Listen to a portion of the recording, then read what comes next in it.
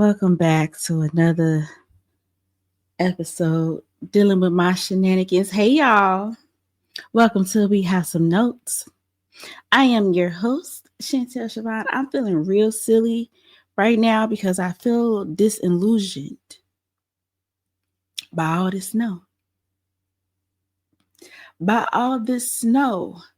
Remember when winter used to have respect? She used to just trickle in slowly over time. You know, she would have little flutters of snow. None of it would stick to the ground. Y'all remember that?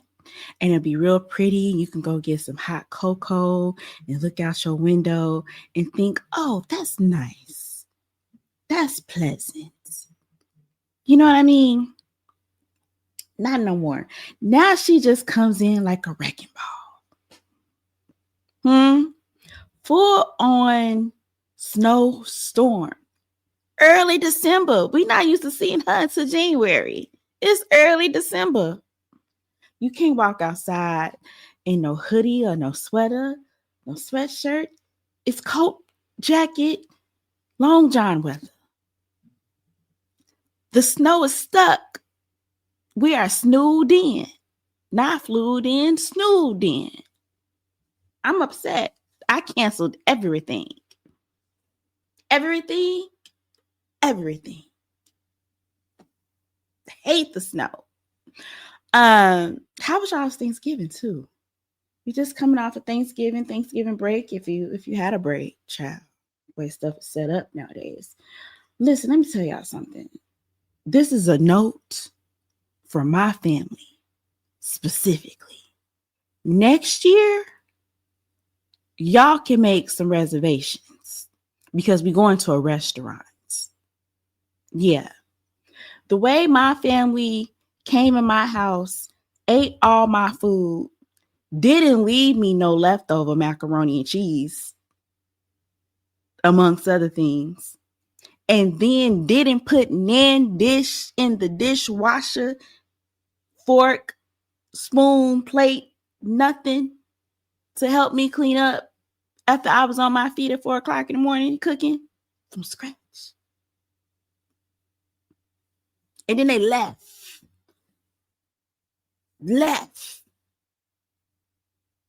Ain't help clean nothing.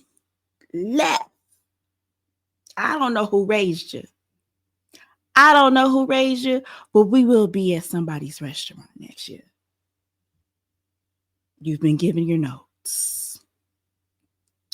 I have a really good show for y'all this week. We're going to talk about, listen, 1, 2, 3. Release them. Candy's releasing Todd. They getting divorced. Ray J is releasing hell on earth. Okay, he got Brandy and Beyoncé and a whole bunch of drama. Not to mention, he was reportedly pulling weapons on his wife during Thanksgiving. So we're going to talk about releasing Ray J. Okay. Tamar is allegedly releasing a whole bunch of lies about what really happened to her and sneaking behind Mendeecees. If you believe Funky than Eva. Okay. And then I'm going to give you guys, this is important. This is one that's serious. I'm going to give you guys an update on my family. You guys know I had Dr. Joy on here and we talked about how Mercedes Wells is our relative and how our family is doing after the case where she was turned away in active labor at Franciscan Health. I'm going to give you guys some really important updates, but most importantly, we have some names. Okay, I am going to be revealing the name of the main nurse who was responsible for this occurring, and the doctor who could just not be bothered to come look at the patient for herself before discharging her. So we're going to get into that on this episode, but we're not going to do nothing we are not going to do anything before we get into, y'all know what that means. Somebody said. So let's get into the show, guys. Y'all know that I love Somebody Said, okay? This is my favorite part of the show. It's always my favorite part of the show. Somebody said, I guess I'll keep explaining it. I'll keep explaining it until you tell me, hey, you ain't got to explain this to no more. We get it. Somebody said it's a trivia that I made up from my own imagination. Okay, now I'm going to give you either a song lyric or a movie quote, book quote, something that's just well known, a meme maybe, and I am going to say that it applies to something this week that somebody could have said. Sometimes I throw in actual quotes that the person say, rarely. So you just gotta jump into my mind, my imagination. Are you ready to play? Somebody said? Okay, let's get to it. This is the first quote, our first clue. Somebody said, you are a princess of Genovia.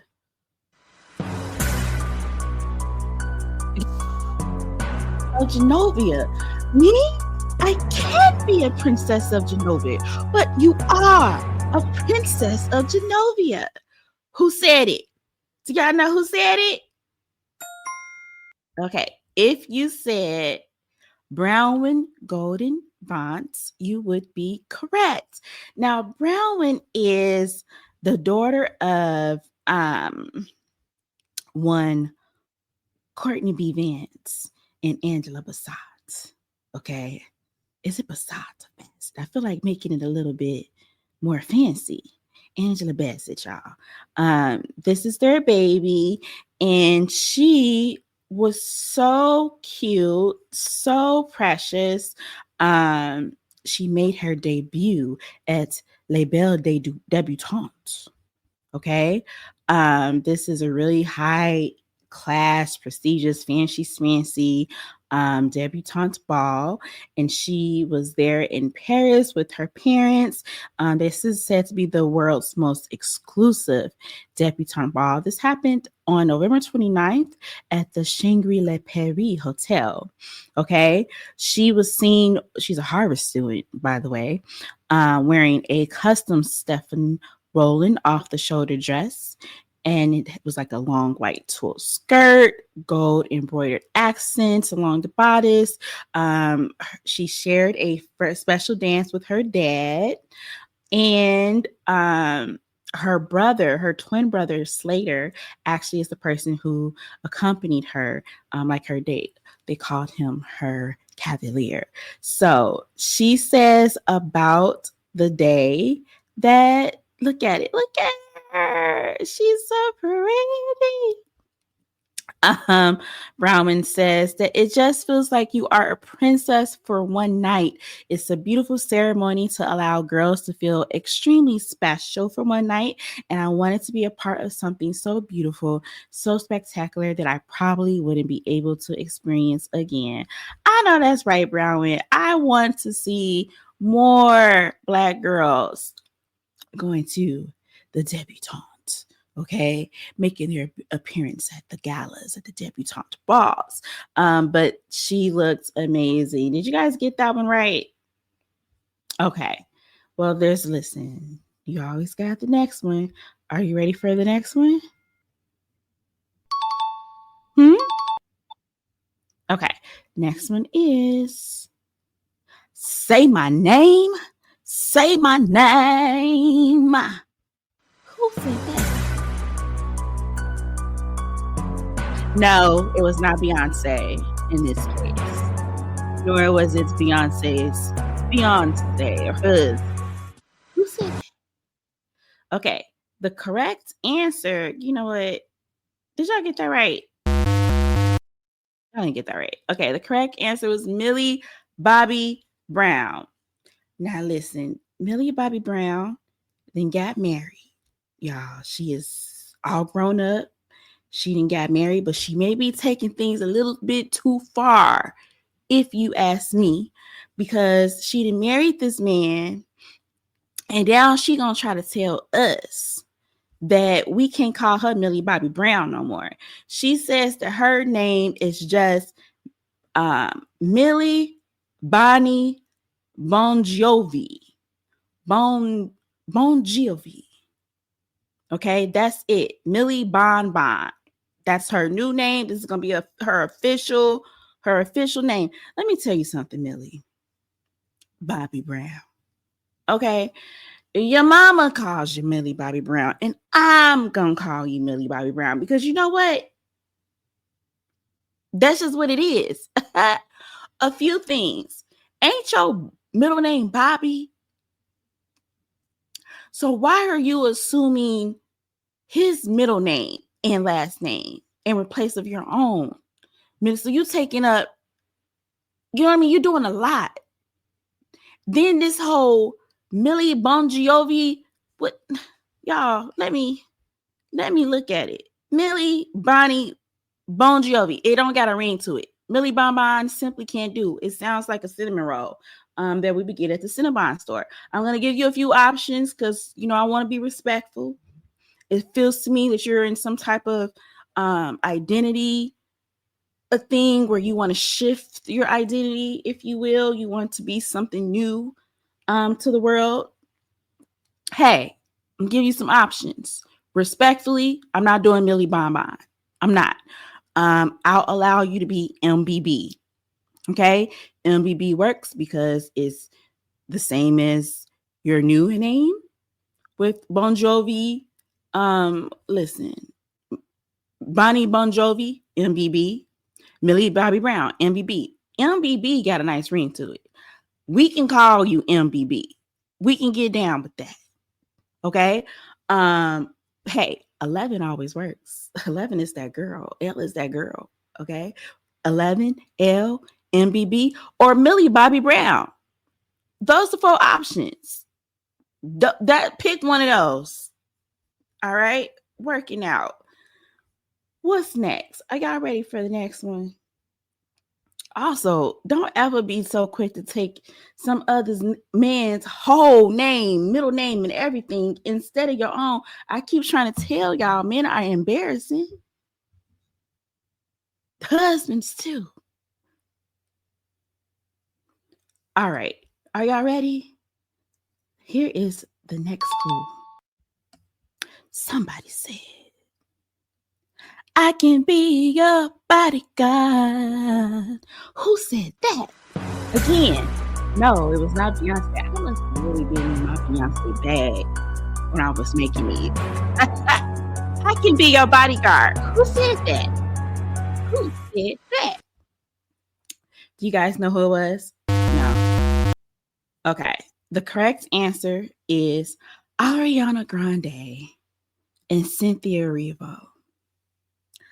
Ariana Grande, Cynthia Erivo, Elphaba, and Galinda, if you will. They was out here promoting this Wicked for Good movie, child. Somebody ran up on Ariana from super far away. I'm talking so far away. Where was your actual bodyguard? We may never know. But you know who was there for her? Cynthia Erivo. Okay, so Cynthia Erivo talks a little bit about this on the Today Show. I'm gonna pull up a clip here in a second because I want you guys to listen to it, but I also want you to pay attention to her voice. Pay attention to Cynthia Erivo's voice as she's talking.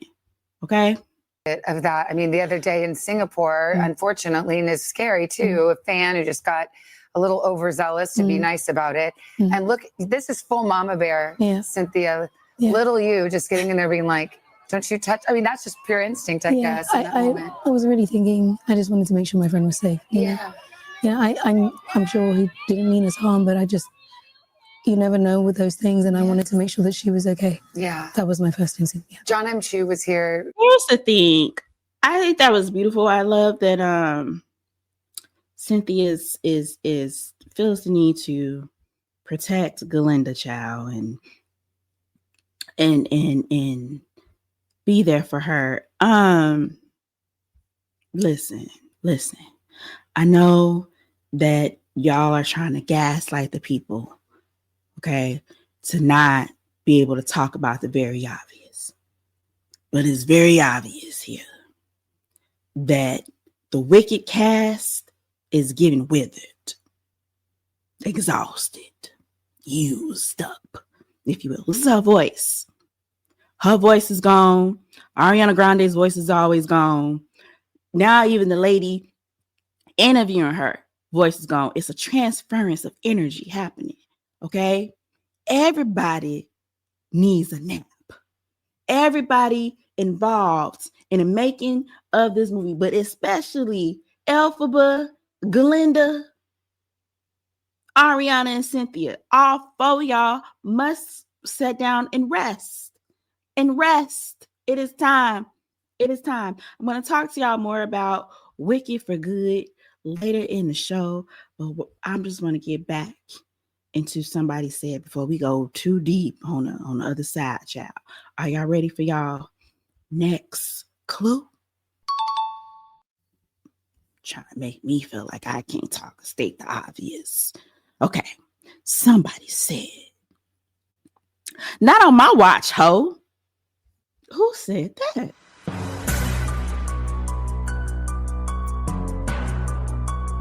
What? Not on my watch. Oh. Who said it? No, girl. No. The correct answer is Sabrina Carpenter. Okay. Sabrina Carpenter most recently had to check y'all's president, child, in this administration for using her song Juno while putting together one of their little homemade clips promoting the deportations. Okay.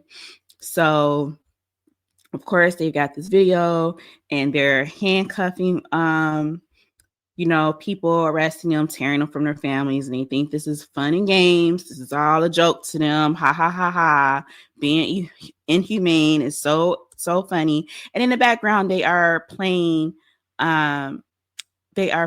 this clip from Juno, which is talking about like sexual positions and stuff. So it's not like it's super inappropriate to begin with. And of course, they put this on their official channel, Twitter, but Sabrina was like, no, girl.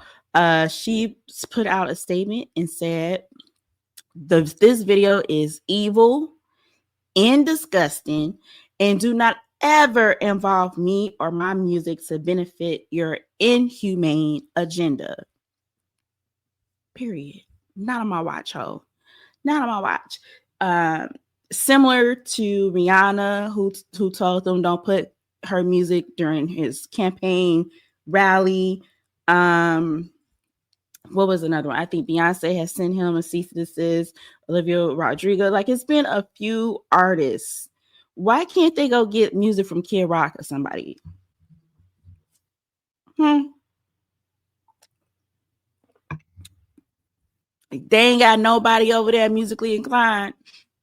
Why do they keep taking music from people that don't want nothing to do with them? And they know this already.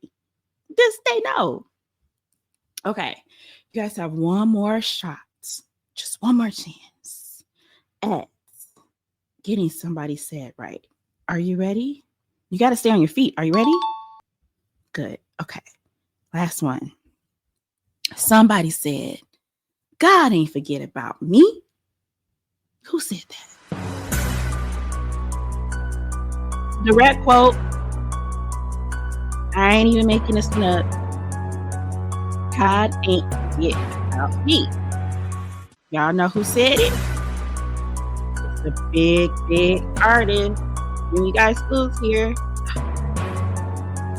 Did you get it? Y'all got that right. I feel like y'all got that right. You're right. Okay. That was Rihanna. Yes, this is Rihanna. And she was talking about her album Auntie, which, listen, that album came out, almost 10 years ago. We're almost in 2026. It came out in 2016, and it's the gift that still keeps on giving, because it is still breaking records. So most recently, let me make sure I'm sharing my screen with you guys. Yeah, you can see it. Okay, so most recently, this is that grape juice that y'all. I like to tell y'all where I'm getting my material from. But the Auntie album has now spent 500 weeks on the Billboard 200. This is the first time an album by a Black female artist has ever reached that mark. I know that's right. Listen, Auntie had all type of bops, okay? Auntie had, first of all, it was Consideration with SZA. Love that one. Yes, we have Work. We have Love on the Brain. Woo went diamond in my house all by itself. Needed Me, triple diamond, all by itself. Okay. And in a tweet in announcing this news, Rihanna responded, "God ain't forget about me." I love that. That was beautiful. That concludes this week's game of Somebody Said. Did y'all have fun? Did y'all enjoy yourselves? You're welcome. You're welcome. I do it for you. And yeah, you only got like one, right? But there's always next week. That's why we just love to keep that going. Every week we just like to keep coming up with new new trivia from Somebody Said. Okay. We're gonna get into the show.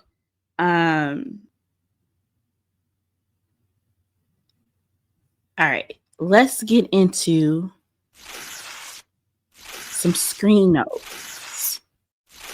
Let's get into some screen notes. Psych. Aha. Psych. You thought. Okay.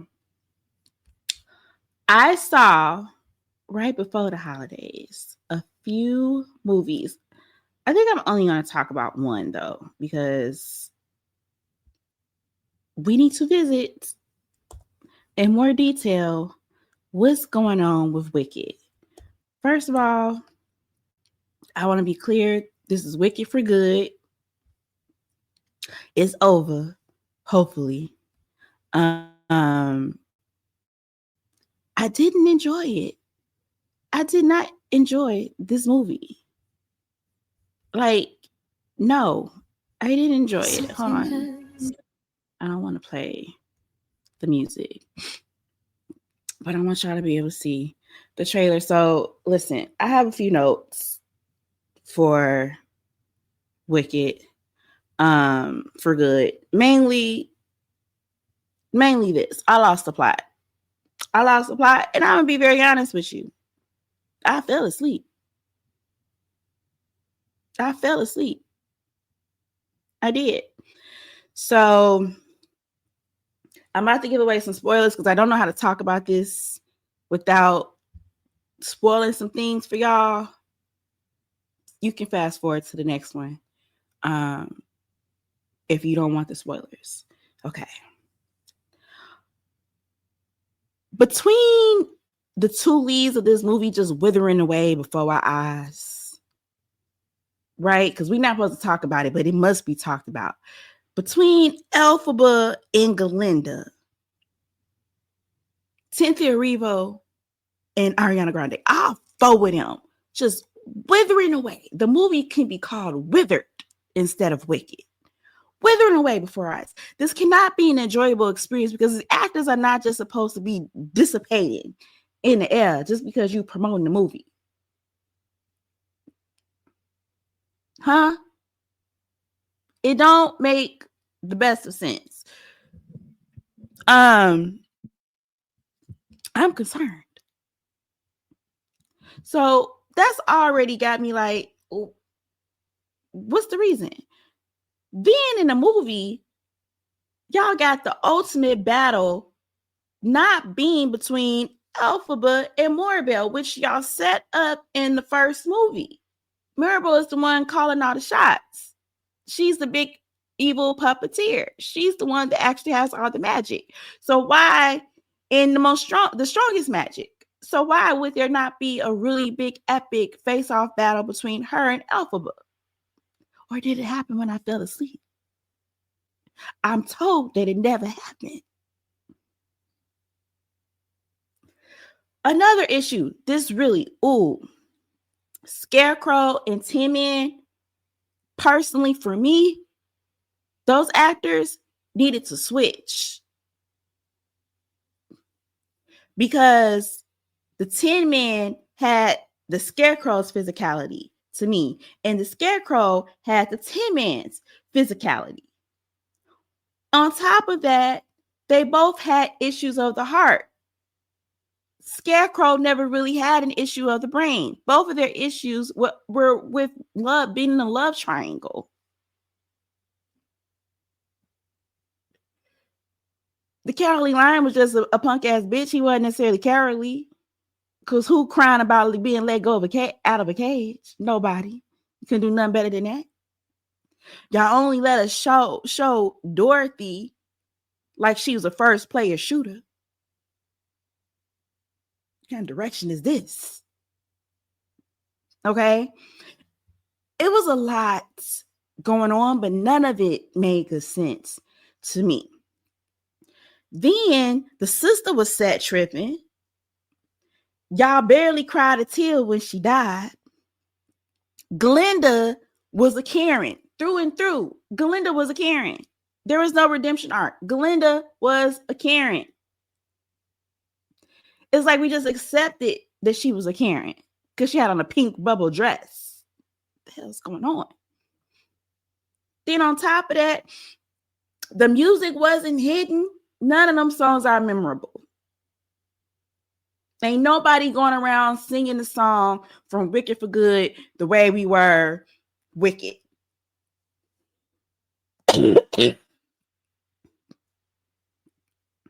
Why was Elphaba having in a love scene, alluding to having a sex scene? It's supposed to be for kids. Like, it was so uncalled for. They ain't ever did nothing like that in the Wiz. What are y'all doing? This is so unnecessary. Got your little green shoulder out in the woods, rubbing it out. What we doing?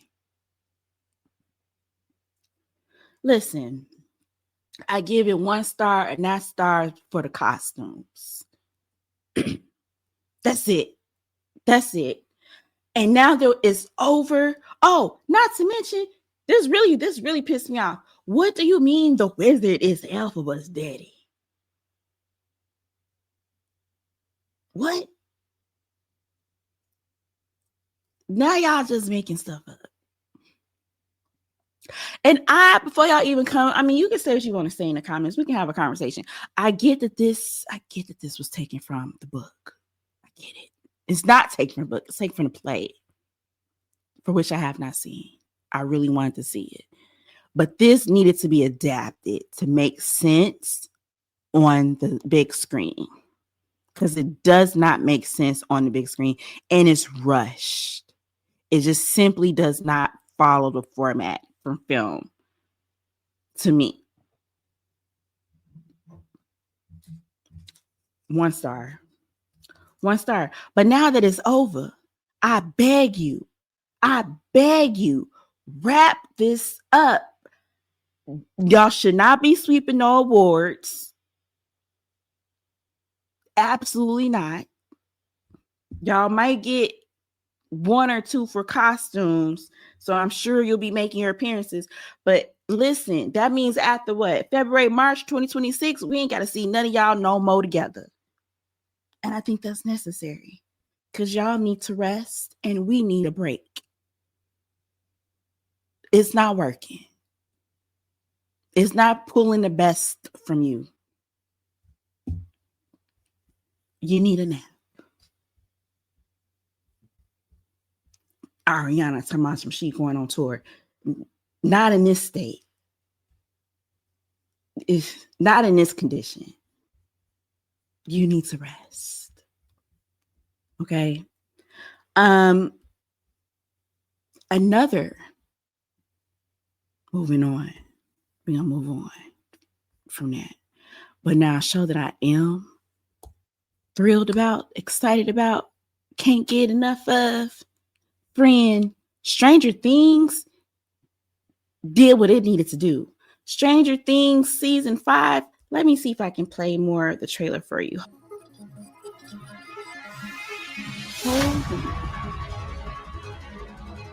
We have a plan. It's a bit insane. Yeah, what could go wrong? No idea, but I think we should find out.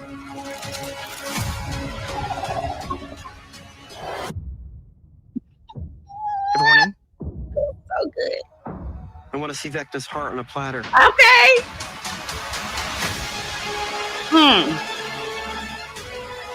Yeah. Yeah. Come on, Demogorgon. What just happened? I have no idea, but I love it. Come on. He knows where we are. Watch out! Yes. Boom. The excitement. Time's up. Ooh, Erica. You gotta go. Woo!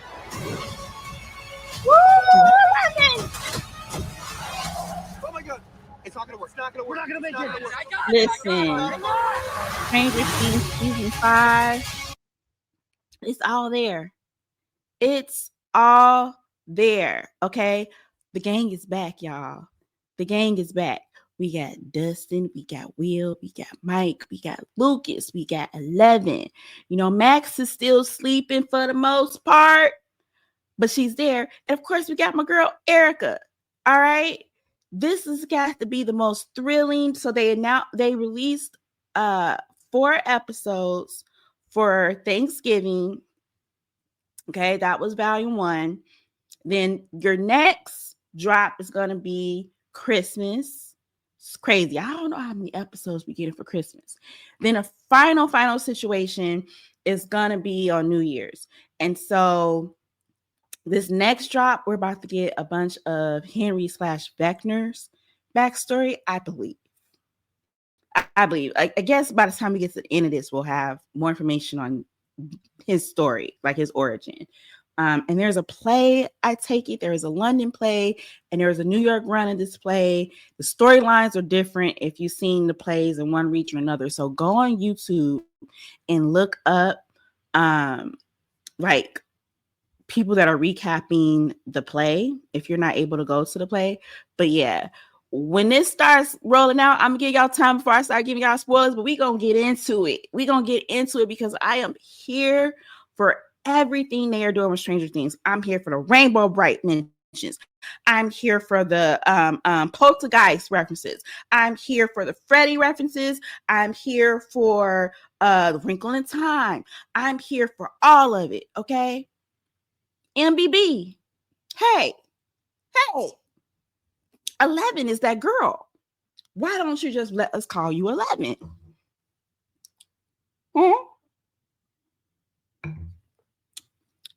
Listen, Stranger Things, Netflix won with that one. I don't know what they're going to do when this is over. This is a show that didn't need the end. Like, I know and I get that it had to, but y'all leave in the comments if y'all are watching Stranger Things like I am, and what was your favorite part of watching volume 1? We're going to talk about it next time. Okay, let's move on. Ciao. To the releasing of things. This came upon us so suddenly. This was so sudden to me.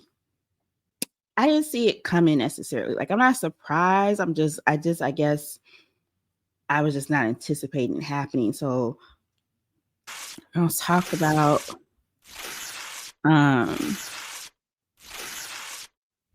listen. Kenny and Todd Tucker getting a divorce. Kandi filed, child. Kandi filed, certain with the divorce papers. I believe she said they have irreconcilable differences. It cannot be fixed, cannot be put together. Okay?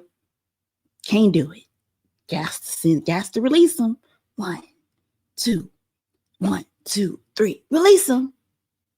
Gotta do it. Okay. I like this article I found on Essence. It was an op-ed, but I think it's really interesting. So I'm going to be reading. I'm going to be reading from this op-ed, and I'll give a few notes about what I think is going on with Kandi and Todd, child. Okay. Because were the signs there? We don't know. Kandi, Todd, and the burden of Black women breadwinners. This is from Essence.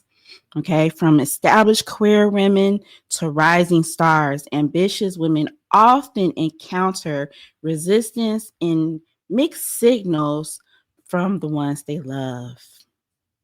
Wow, look at this picture of them. Okay. If the news of Kandi Burruss and Todd Tucker divorcing wasn't already sad enough, it looks like things between the two could take a complicated turn because per Us Weekly, while we were all getting ready for Thanksgiving dinner last Wednesday, Tucker responded to Kandi's divorce petition. He has, listen, this man is requesting primary custody of their 2 children, Ace and Blaze. He's also questioning the validity of their prenuptial agreement, which we all watched him sign on TV. Matter of fact, I think Kandi has responded to his claim or re-amended her claim or however it works, and was like, hey, all this has been recorded by Bravo. Okay? All of this has been recorded by Bravo. Mind you, if Bravo don't do one thing, it's going to be the other. So if they not the official Housewives, the Prison Pipeline TV network, then they definitely the official you about to get divorced network. Those are the only 2 trajectories that they got for you consistently. I'm just saying. Anywho, back to the story. So Todd is saying that he was pressured into signing the prenuptial agreement. Okay. And then regarding petitioning for the children, Todd is saying that they're with him most of the time while Kandi is out of state working. She's working on Broadway in New York City on this play called Juliet, and she's going to be doing that from December to March. And he says that this will continue her to require her to be away from the children for the next several months. But that's just for the next several months, child. It's not in perpetuity. Like, you don't have to be suing for a legal guardian, legal primary custodial, whatever. Okay. Now, as for this prenuptial agreement, which was the hot topic of discussion during the Stars days on Bravo, his team says that the agreement was issued without his lawyer present. Okay. Despite the knowledge that Kandi's counsel presented the final agreement to Todd for signature immediately before the wedding, without any notice or consultation with Todd's team, who had been significantly engaged in the negotiation process, these circumstances raised substantial questions concerning the enforceability of the document. Why'd you sign it, Todd? Mind you, I can just imagine Mama Joyce is insufferable right now. Mama Joyce is insufferable. Is insufferable or unsufferable? She is suffered, don't want to be around right now. Because that I told you so, oh my God. Oh, ooh, poor Kandi. Okay. All right, now it goes on to say how there's been mixed bags of feelings around the couple's breakup to the public. Okay, because most people like me got really caught off guard by it. Some people are sad, and others are just y'all pulling out receipts, which is easy to do when they are so visible and on TV for decades, and online all the time, child. So y'all got clips of Todd. Let me actually pull some of these up, make them bigger for you, and we can watch them together. Because y'all listen, Todd is doing a lot. Don't you do that. Okay, no, I'm asking y'all this question. Don't you do that. Sounds so good. No, listen to this. If your dudes were worth $10 million, they got all this money, do you think you'll be more of a catering person? Absolutely, Because I'll have less things to do. No, I'll just be catering different things. I'll be catering a private jet with his money. But we cater to the circumstance we're in. nah, see, that ain't right. That's not right. Why? Oh. I used to date somebody back in the day. That motherfucker catered like I was a billionaire. But it was just something that they enjoyed doing How did for she me. cater that she was a billionaire if she didn't have no? No, I said she catered like I was a billionaire. Yeah. So I walked in, and she would work. She worked like anybody else. She had a child, but she would cook. She would cook in her panties. She would do all kind of shit. Okay, so Why are you why saying y'all this didn't right stay now? together? Yeah, right. She's so damn catering. Yeah, why y'all didn't stay together? Where you at, I'm girl? just saying, why y'all didn't I'm stay giving together? y'all the example of catering. I didn't say this was my life partner. No, what I'm saying to you is, like you may have been that person for her that she feel like I did all this shit, and then we still didn't end up together. And So then you fuck go that to the shit. next- And then after the next dude, she probably didn't treat them as I good. can't talk what she did before or after. No, but All what I I'm can saying, have you to say get is my point experience. though. I get it. She did all that, and y'all didn't stay together. Here, this is what listen. Let me give a couple notes real quick.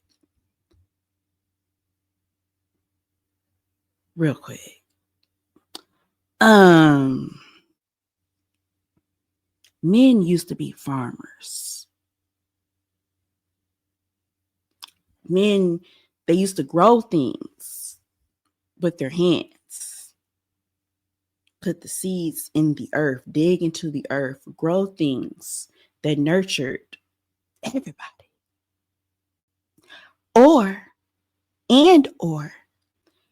men used to build things with their hands. Hammer, nails.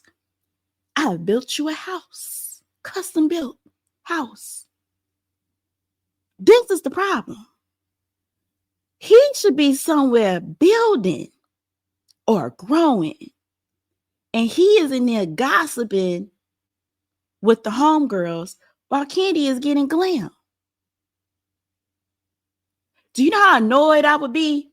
Why are you here? Why are you talking to us? Why are you talking to me about your little ex? Go back with her then. Just as misogynistic as they want to be.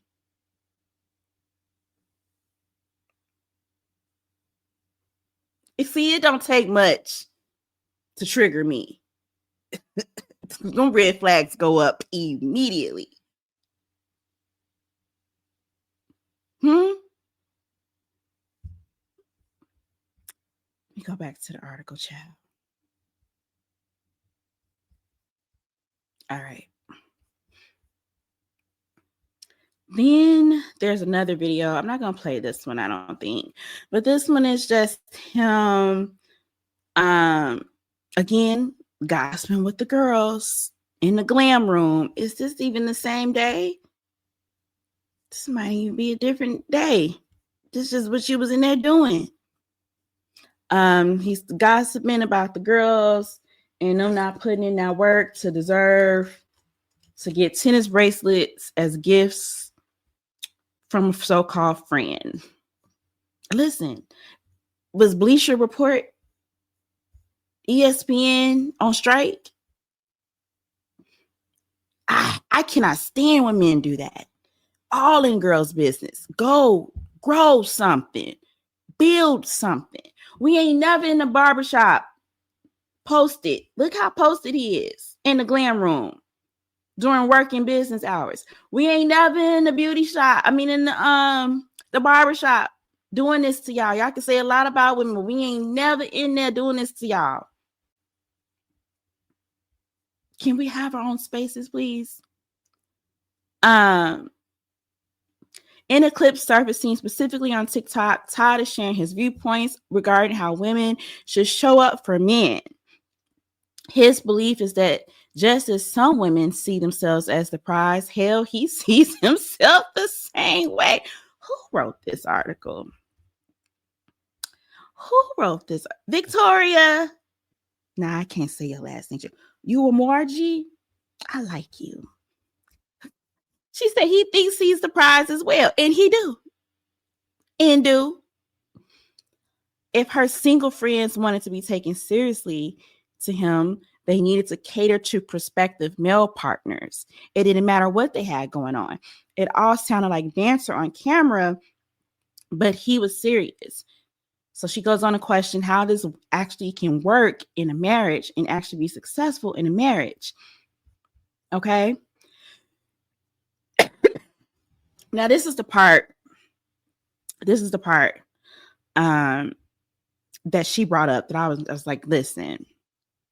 The article goes on to say, there was an episode of Real Housewives of Atlanta where they went to therapy, and Todd was doing a lot of complaining during like couples counseling, I guess. So Todd is saying to Kandi, when you come back, you book every hour that you have. It just don't make no sense. At a certain point, you have to be like, I need time with my family. You're doing the acting thing on top of all the other shit. So it's like, let some of that shit go, spend some time with your family, and then take your ass back out to Chicago to finish doing your acting thing. So then Kandi was emotional, and he kept going. I sacrificed a lot to support your dreams. When I came into this situation with you, I wasn't good enough. It was like I got a speedball fast enough to make a lot of money so that I can be good enough not only to your mama, but to the fucking world. It was a lot of pressure. I figured out how to make everybody else happy. I don't do the shit that I like to do, like production and TV and film. That's the shit I was doing before. I haven't really done that shit. I didn't take jobs because jobs didn't pay me what I make now. I was able to become a business entity, and that makes a lot of money, or a business entity that makes a lot of money. Everybody accepts the money guy. He's good. He's the best, but I'm not happy. We can stop right there. And actually, to be honest, that conversation is when the fouling needed to happen. Okay? Don't hear what you want to hear. Hear what this man just said to you. That man is unhappy. Let me tell you something. Ladies, Kandi, take note. All my nieces, take note. Sisters, counterparts, compadres, take note. An unhappy man gotta be the most enemy-like territory you're gonna ever enter into. A miserable, unhappy man that's unfilled with himself and his own things that he ain't accomplished is gonna make your life hell. Ain't got nothing to do with you. Ain't nothing to do with you. Okay? He is just that Moaning Myrtle character. Just everything, you come in all happy, you just went to Sephora. Because you know, girls, it don't take much. It don't take too much. We got a few things for the house, some new pillows to throw on the couch. Okay? Then grab the fresh salad somewhere. Got some new makeup that just dropped in Sephora. Happy in our cute little bubble. Here his unhappy ass go. Just a little depressed thing from what was the Pixar movie? Y'all know which one I'm talking about. Inside Out. Ruining your day. Okay? Evil. ornery, sassy, if you will. That's an unhappy man. Ain't nobody got time to be dealing with that. Long story short, Kandi, my little sisters, nieces, compadres, if you will, you cannot build a bear. Let it hit your spirit. I know you feel it. Let it hit your spirit. You cannot build a bear. Bear must come to you stuffed already. Clock it. Catch it. Clock it. Okay? Bear needs to be filled with all the things that makes him happy. He needs to have his shit together already. Plans already in fruition. Not in his mind. Circling about. Okay? He can't be potentially see the potential to let him get stuffed. No, bear must be stuffed already because you're already stuffed. And if you're not already stuffed, we can stop there. You need to be single. But you're already stuffed. He needs to be stuffed. And together, y'all can put that little heart thing that smell like bubble gum, let it touch and build a bear fashion. That's it. That's all. Y'all will get in so much more or less trouble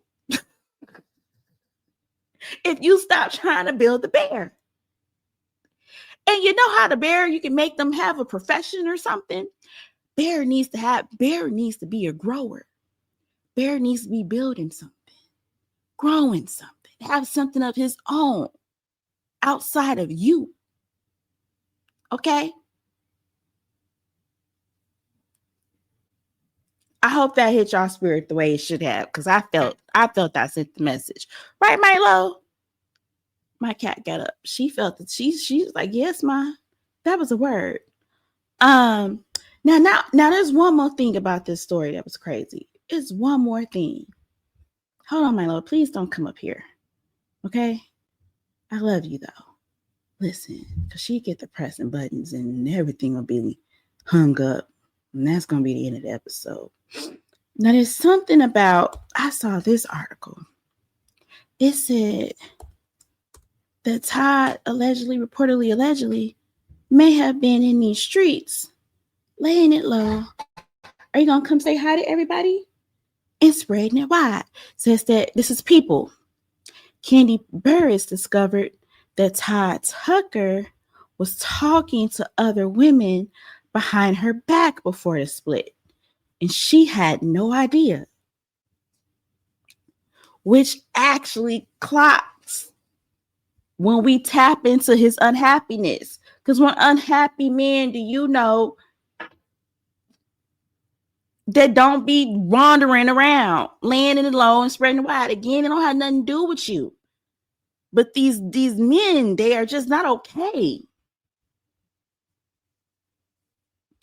Says a source tells People exclusively that Burruss allegedly discovered Tucker had been talking to other women behind her back. And she had no idea. At the time of this report, neither Kandi or Todd has responded to this allegation. Okay? So listen, I'm happy. I'm not happy.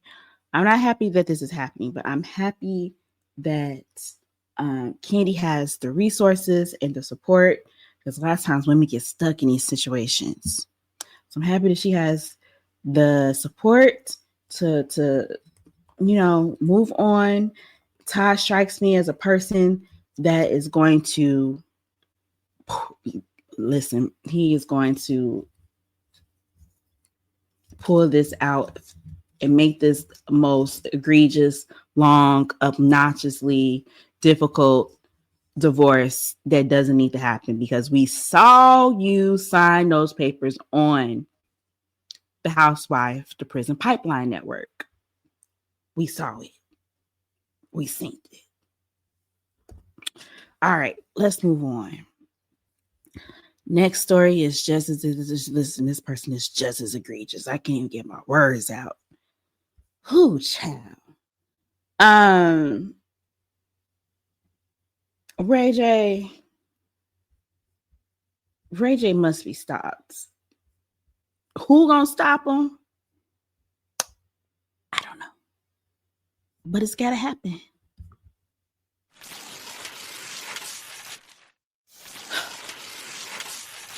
Over the Thanksgiving holiday, while you were sleeping and or cooking your Thanksgiving meal, Ray J was somewhere being a menace in his house and was arrested on Thanksgiving for pulling a weapon on Princess Love, reportedly. Okay. I'm going to read the story from the Jasmine brand.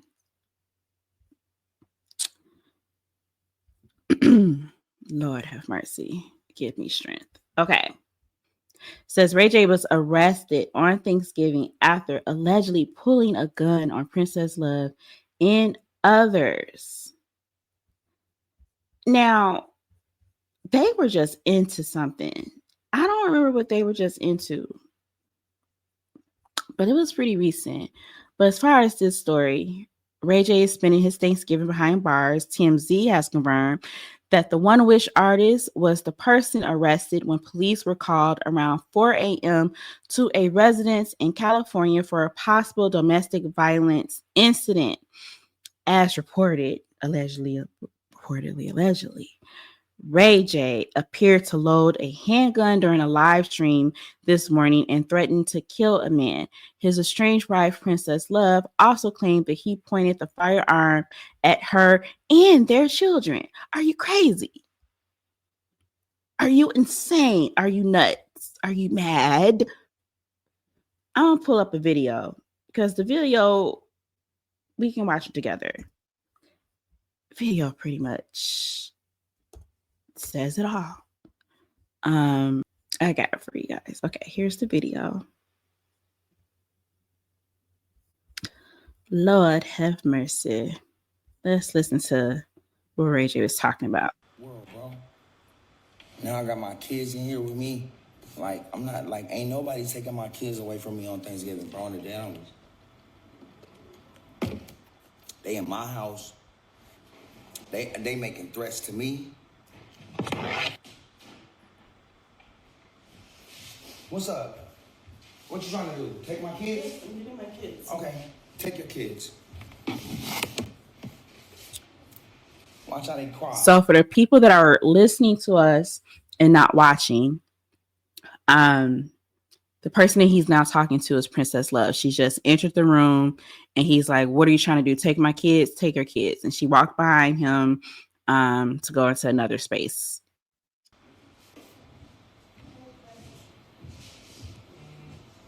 Take my kids because y'all drunk. Y'all want to drive drunk? Y'all want to drive drunk? Drive drunk. Drive drunk, princess. Right, you just drive drunk. You just pointed a gun. Drive drunk. You just pointed a gun. Drive drunk, princess. Go ahead.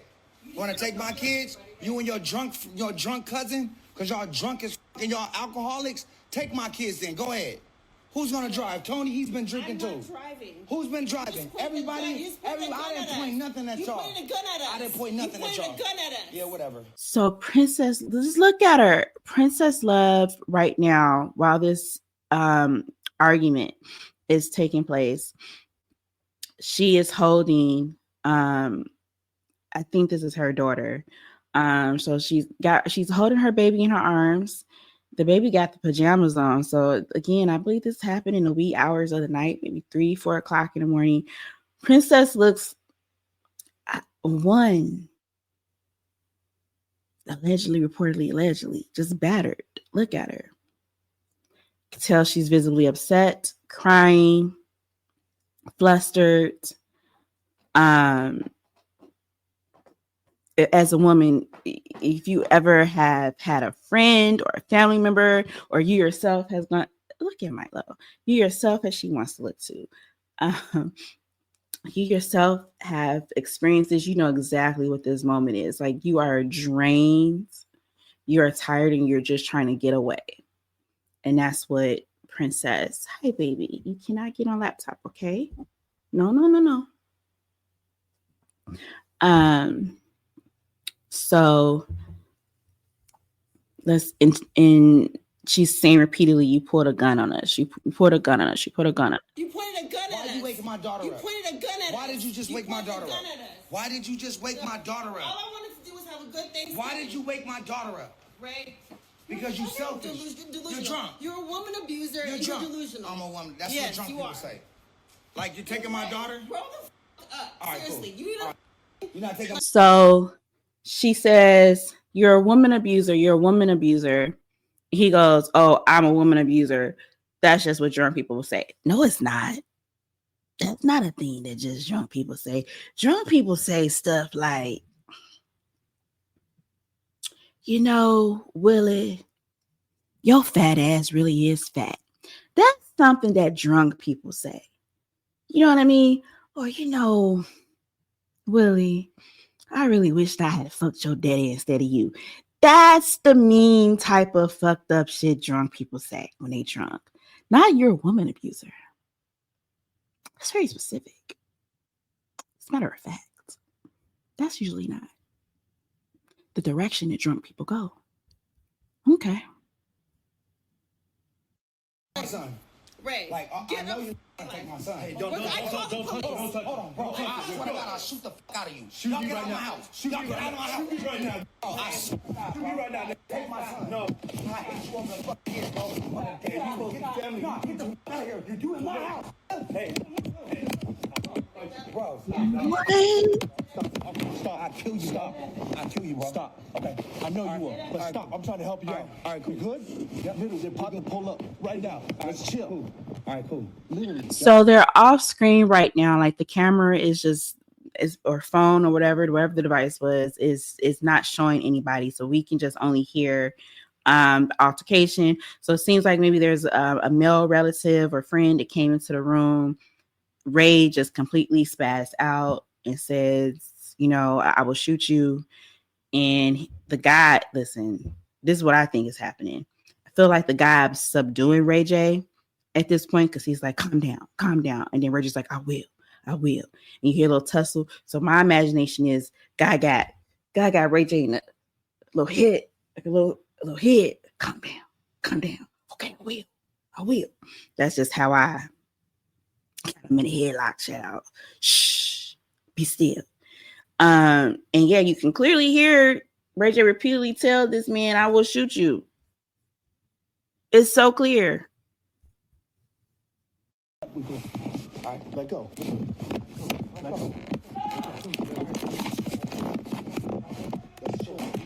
This is crazy.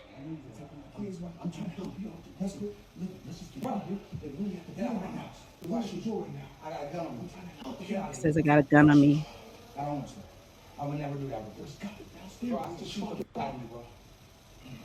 He keeps saying it. I don't know how he's going to deny saying he ain't ever told nobody that he was going to shoot them. And then let me tell you something else. I know there's a lot of confusion in our community about how these stand your ground laws may work. But if somebody is not posing a threat to you and they are actually trying to gather their things to leave, you cannot then tell them that you're going to shoot them because they in your house as they trying to leave your house. I wanted to spend time on this particular story because one, I think is very important. I think that Ray J is a freaking menace. He is a menace, and I don't think that he's a good person at all. I know that we think that he's funny. We get our giggles off of him, but this is not a good person. He's just not a good person. He's just not a good man. Mind you, a lot of y'all don't like Kim Kardashian. Who y'all think put Kim Kardashian in our spaces? Ray J. Ray J kicked this off. Okay? He must be held accountable for his crimes. That's all I'm saying. So I want to spend time on this. Let it marinate because I saw the immediate spin. He was in deep trouble, deep shit. He done been arrested. He done allegedly put this gun on his wife, because I think they still married, and kids, endangering the kids, traumatizing the kids. They all in the background crying. What can I do? His little Weasley mind. Oh, what can I do to get some of this heat off of me? That's what I think happened. Next thing we know, you done threw Brandy and Beyonce in a kerfuffle. Kerfuffle, whatever. Okay? In a desperate plea to get the heat off of himself, he then starts to stir up drama with Brandy and Beyonce as his sister is minding her business on this Boys Minus tour. All right. Let's put up the article. This is from Billboard. And it says, Ray J slams Beyonce for not taking photos with Brandy while attending her tour. I don't like it. Okay. I'm just going to play the video. I'm just going to play. Hold on a second. I'm just going to play this video for y'all. At the end of the day, Jay-Z and Beyonce, like honestly, bro, like yeah. Everybody you moving and they hit because I'm about to talk some shit about Jay-Z and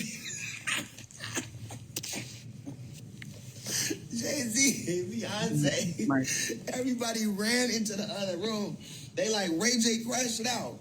No, I'm just saying, like, niggas need to pull up, like, when they come to the show, come say what's up to Brandy too, Jay-Z and Beyonce. That's it, like, because, like, we big fans. We got our family in there, our cousins, and we know y'all there, and we love y'all, and we look up to y'all. For y'all to come to every one of Brandy and Monica's shows and never say what's up to B, and take all the pictures and all that. I mean, it just, I don't like it. And I love you, Jay, and I love you, B. Please, like, you guys are the biggest 2 stars in the world.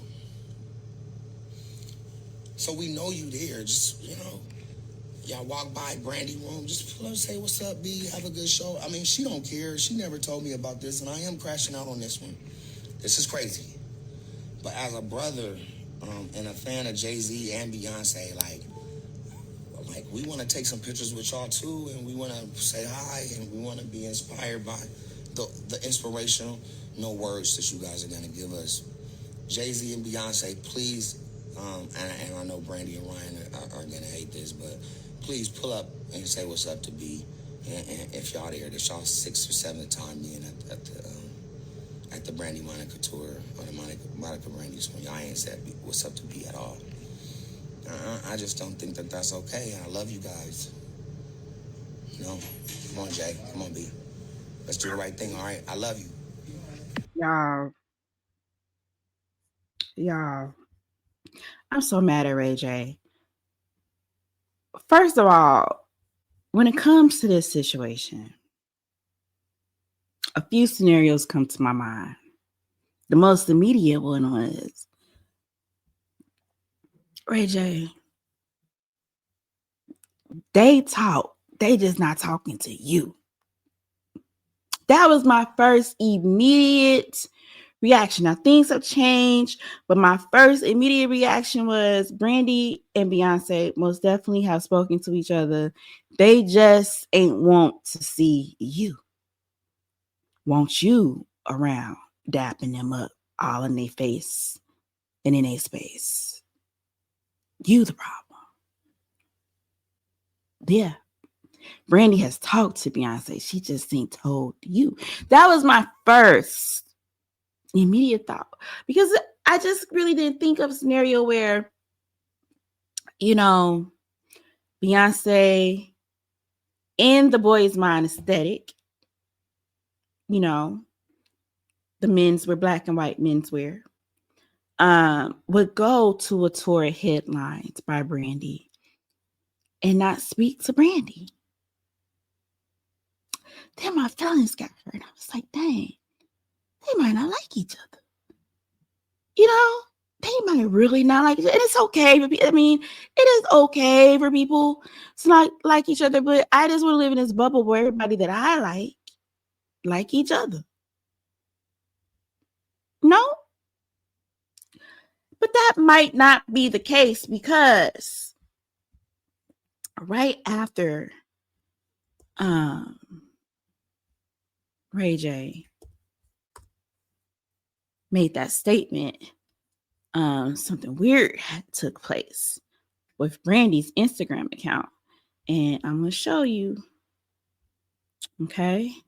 So, here, let me take my girls off the screen for a quick second. Okay. So there is a photo of Beyonce on a Beyonce fan page, King Beehive. And she has on her black and white corset, suit and tie, kind of menswear look. Brandy leaves a comment that says, "That's my outfit you down here in." Whoa. Coming in hot. She needs a second comment. "I dare you to come down here again and take a picture with me. It will go viral. Exclamation point, exclamation point, exclamation point." First of all,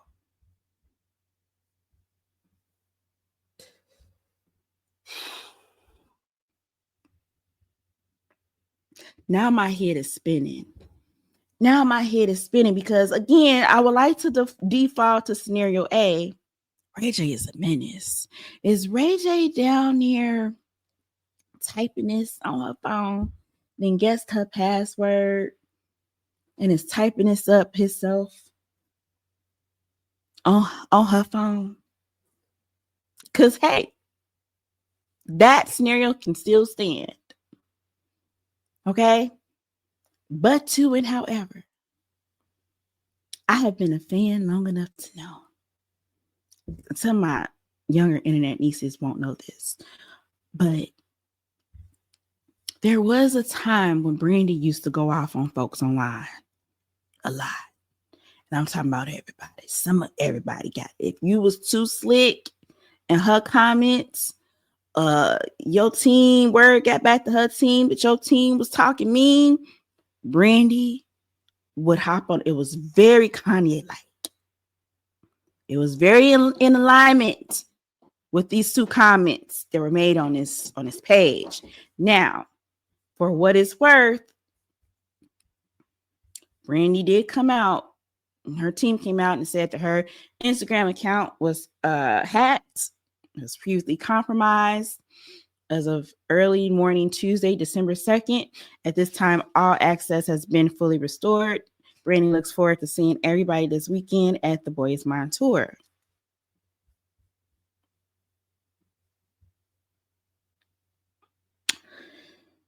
I don't believe this, y'all.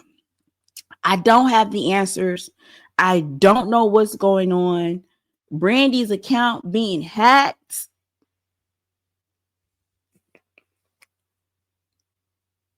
I don't believe it. I don't believe that that's to be true. And it's a lot of people that's like, "Oh no, that's not how Brandy talks. She doesn't use social media. She don't use social media now." But that's how Brandy used to go off on people back in the day.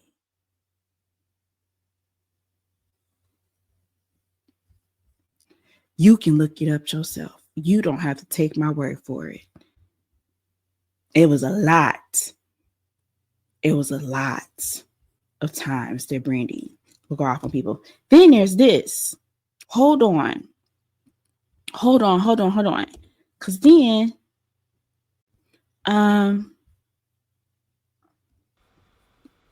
this was a thing.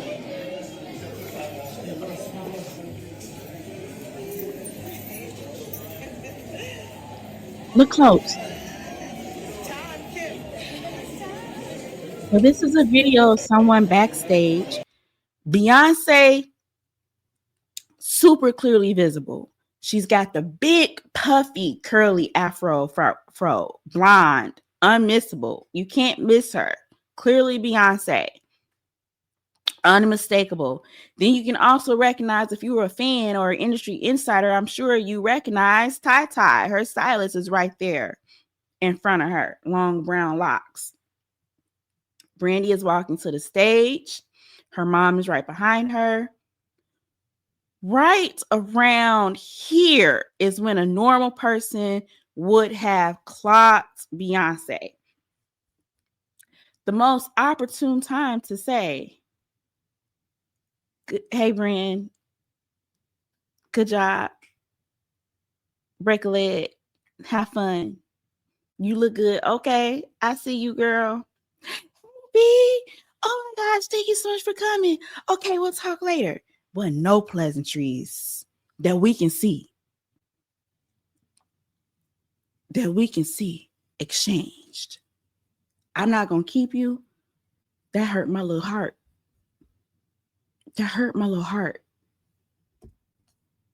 Yeah.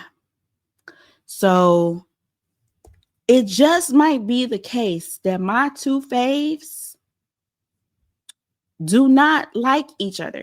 Then this is really what let me know that beef was afoot. Beef was afoot on the official The Boy Is Mine tour, where they have kept it mostly completely cute.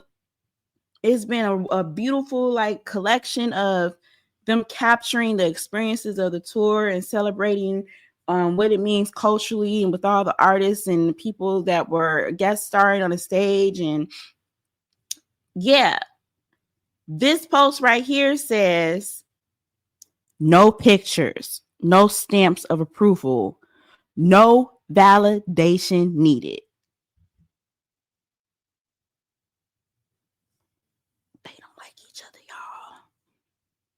They don't like each other. They don't like each other at all. They put no validation in all caps.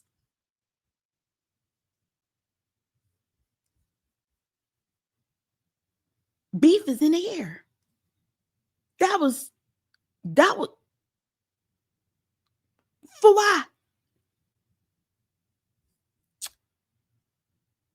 On a post about what Brandy has accomplished, it starts listing, you know how Nicki Minaj used to do this a lot. I mean, a lot of artists do it, but I think she's probably the first one that I noticed do it. Like when people would come for her, try to discredit her, or like other artists would come for her, think they were big and bad, she just started dropping all of her sales data, like what she's accomplished.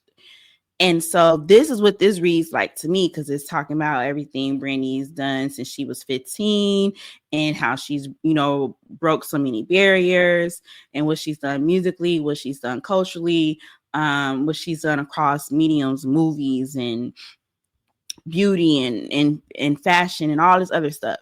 So for you to start this off with no pictures, no stamps of approval, all caps, no validation needed,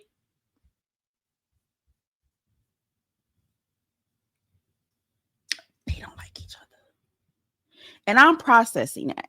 I have to process that it's okay. It is completely okay for people to not like each other. Everybody ain't everybody's cup of tea. I get it. I don't like it. Do I want my faves to like each other? Absolutely. Do I want my faves to be able to go into a same space with each other and acknowledge each other? Because that's different. You ever tell somebody, when you see me, act like you don't even see me? That's a different type of disdain. Have you yourself, because I have, seen somebody you don't mess with and you get invisible? Because my girl Beyonce, listen, it looked like, I know she got a lot of musical talent. It looked like the girl teleported. Looked like the girl teleported the hell up out of there. It's a lot to process. Y'all don't like each other that bad. Why is Kelly rolling there? if Kelly is your sister and your loyalty is to your sister, why is you on enemy territory? Like, I got a lot of questions and I have to process it all. And even though I'm part of the Beehive, I'm not a part of the Beehive. I founded the Beehive, and at least the Chicago chapter. I keep trying to tell y'all, I am the founding member of the Chicago chapter Beehive, sitting president, self-appointed. I don't have nothing else to say about that. I still hold my girl accountable when she do something wrong. So if it is true, and I don't believe this is true because I don't think Mama Tina raised you like this. Like, I don't even think you got this in you like this. But if it is true that you went to this girl's headlining tour, it was all backstage co-mingling with everybody back there, but when you saw her, you paid her dust. That's rude. That's mean. You at least got to say hi, B. You at least got to give a head nod. Again, I believe she did. I believe they did the very minimum. I think they did the very bare minimum the first time they saw each other.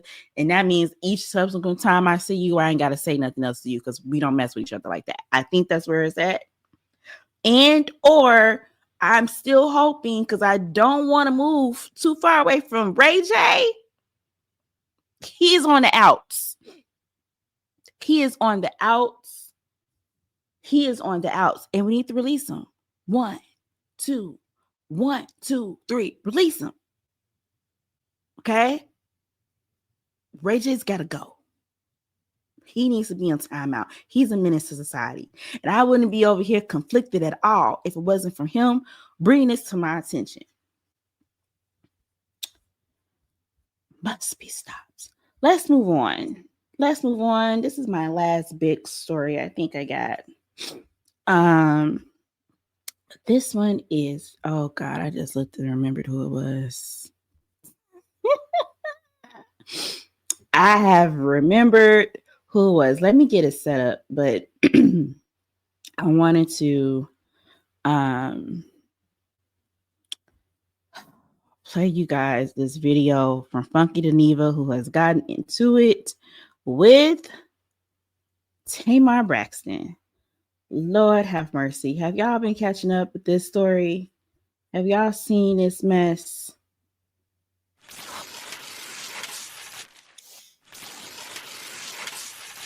Tamar.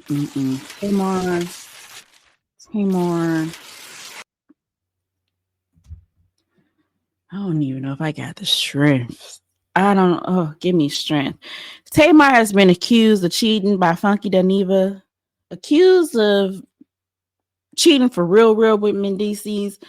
Let's go back in our notes, shall we? A few episodes ago, probably one of our first few shows, we talked about Tamar and his Mendeecees drama.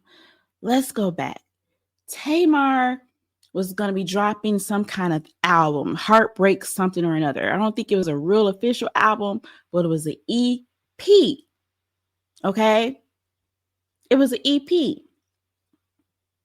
Fine. Now, she's dropping this EP.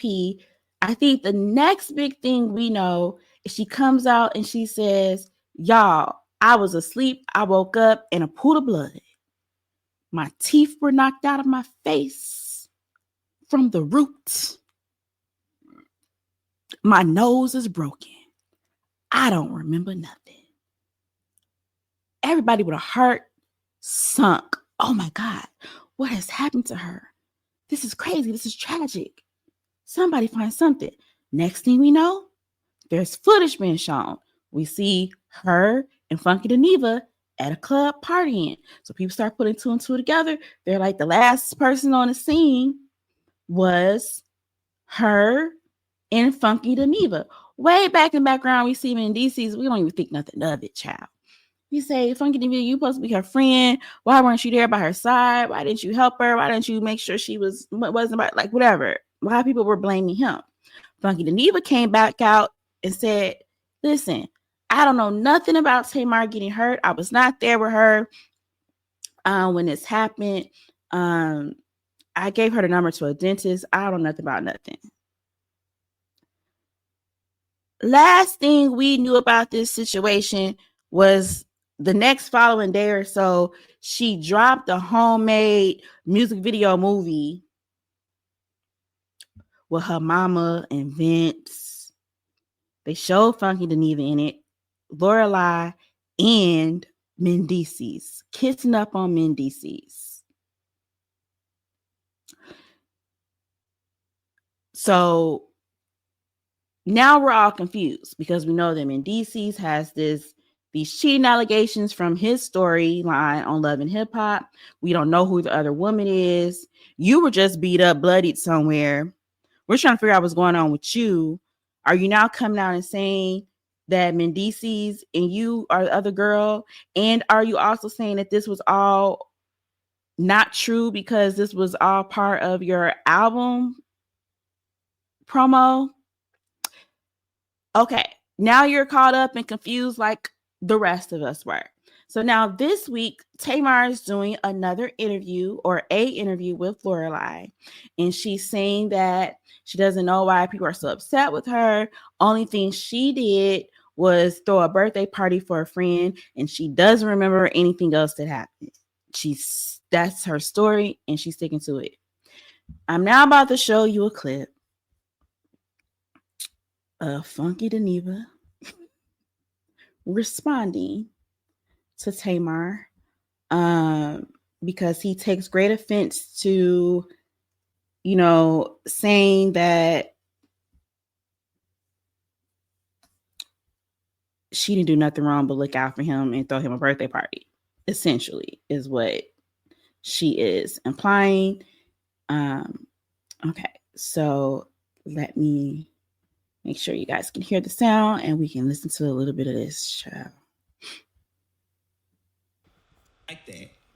I don't like that at all because I'm telling you to your damn face, you was a bold-faced, bald-headed, goddamn liar, okay? That night was never about me. You and Zoe and all the rest of them, y'all was looking for something to eat. Y'all called me and was asking me what was there to eat up in my direction. I said everything up my way closed.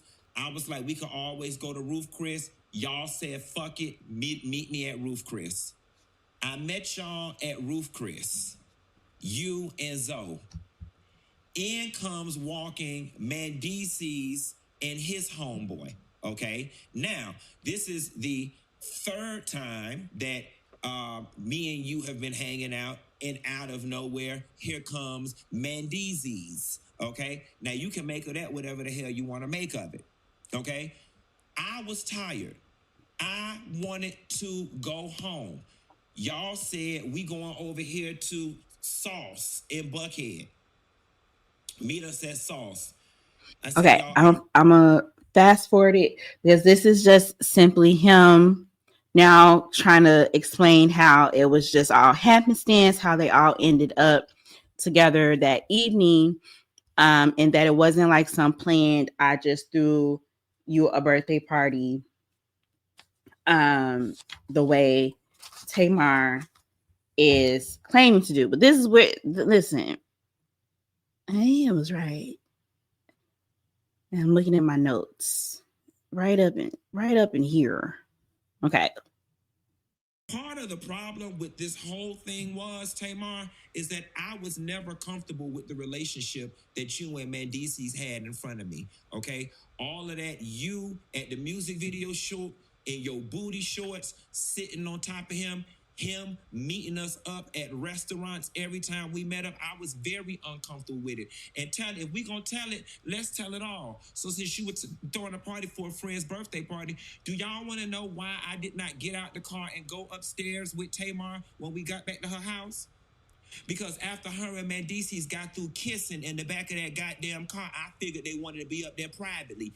That is why when we got dropped off at Tamar's house, I did not go upstairs. I got in my damn car and went home because you was sitting on his lap in that goddamn Uber and y'all ass was kissing, okay? And the shit made me damn uncomfortable, okay? Now, if anybody know who happened and what happened to your damn teeth, it's Mendeecees and his best friend, because they was the ones who went upstairs with you. Now, I don't know whether they was fucking your ass from the back and ran your head through the headboard or what, okay? But if anybody need to be investigated on what happened to you in your damn teeth, it need to be Mendeecees and his friend, because that's who went upstairs with you.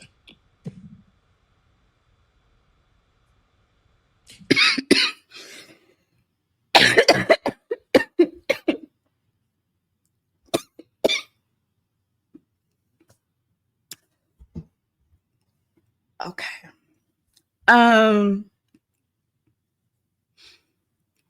So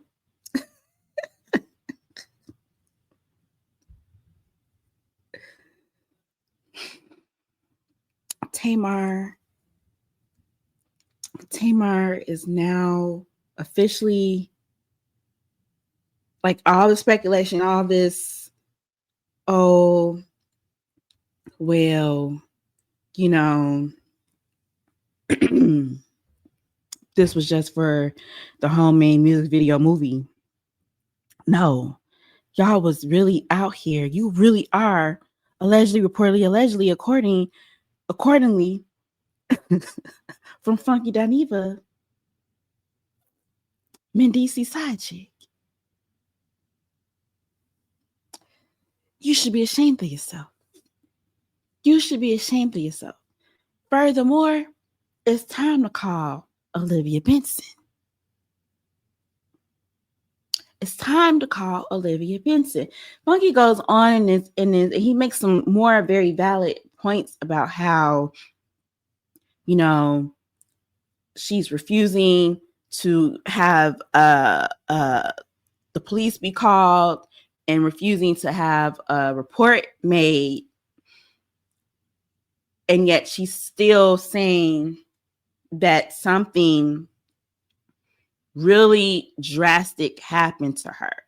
Really, really drastic happened to her. Her face is busted, nose is broken, and her teeth are missing from her mouth. Broken from her mouth. It takes quite a lot of force to do that. That is a medical emergency. So there's no way that your first response or even your long-term response would be, I'm not going to file a report. Unless you had something else going on that you didn't want nobody else to find out about. Either way, Olivia Benson needs to be called. I really don't have nothing to say for Mendeecees. Mendeecees falls right in alignment with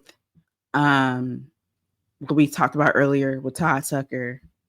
Just, you can't build a bear. There was no stuff in there. And I do believe he was in jail.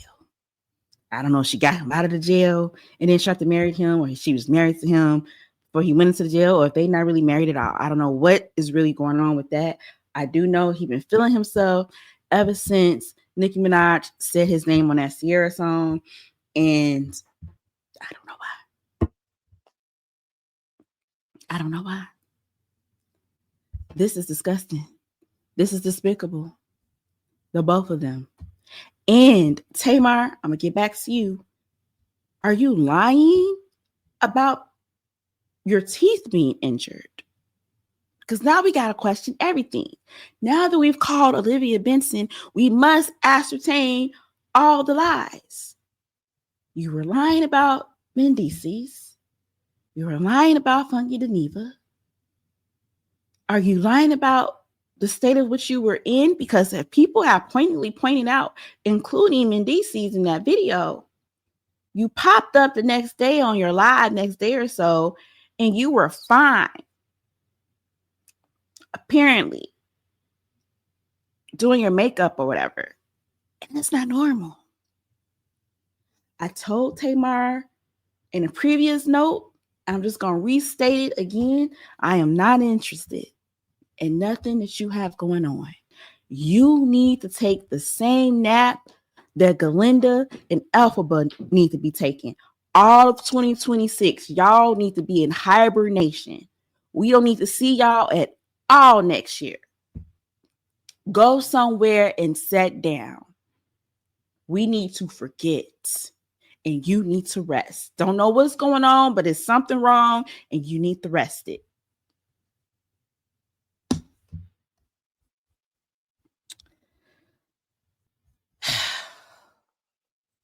Ridiculous. Day after day. Day after day. Let's move on. We're gonna move on. We talked about Thanksgiving a little bit at the top of the show, but y'all know that we were supposed to be having a general strike from Black Friday to December 2nd, correct? Did some of y'all not get the memo? Some of y'all disregarded the memo and went into the junk mail. What's going on? What's going on? Some of y'all also won't leave Target alone. We are supposed to be boycotting Target as a people. This is not a Black person boycott. We as a people have said enough is enough with Target. They on that same nap break that Elphaba, Galinda, and now Tamar have been. Drake, he's also on that list. They on a nap. They got nap time right now. You're not supposed to be Patreoning them if you can avoid them.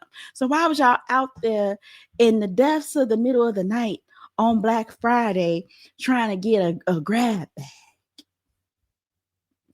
Some of y'all don't learn your lessons.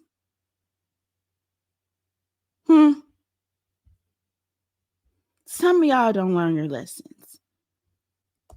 Let me pull this up for you.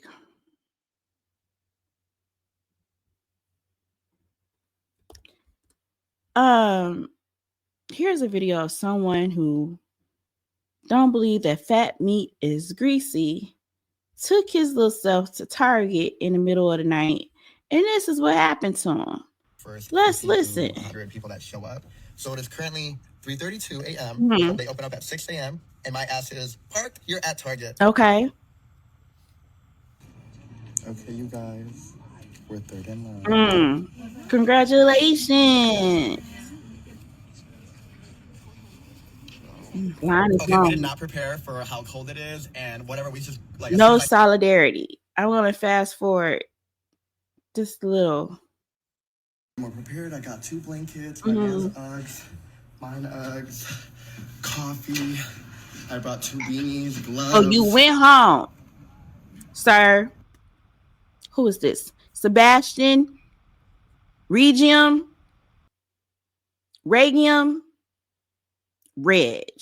Sebastian, Bash, you went home, had a chance to second guess your decisions, decided to come back more prepared with more preparedness to stand out. So look at this line. Look at this line. But this one. Okay, so they gave y'all a ticket, and then you got, and this bag is huge. Look at this. Let's stop there. That huge bag with them 4 little trick-or-treat items at the very bottom that gotta have a MSRP of $8 and that's a reach. And most of that is for that element because element is expensive. The wastefulness is one of the reasons why we are on Target's ass. Why do you have this 8-gallon bag from them 4 little items? Y'all, this is what we waited in line for?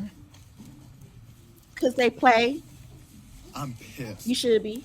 Oh, Target, count your fucking days, because you have some fucking Let's see what's in this bag. Fucking nerd. You're telling me that people waited in the freezing cold for a single dose of perfect air dry shampoo, travel size, a packet of electrolytes drink mix, a well, 3-pack, 3 of them.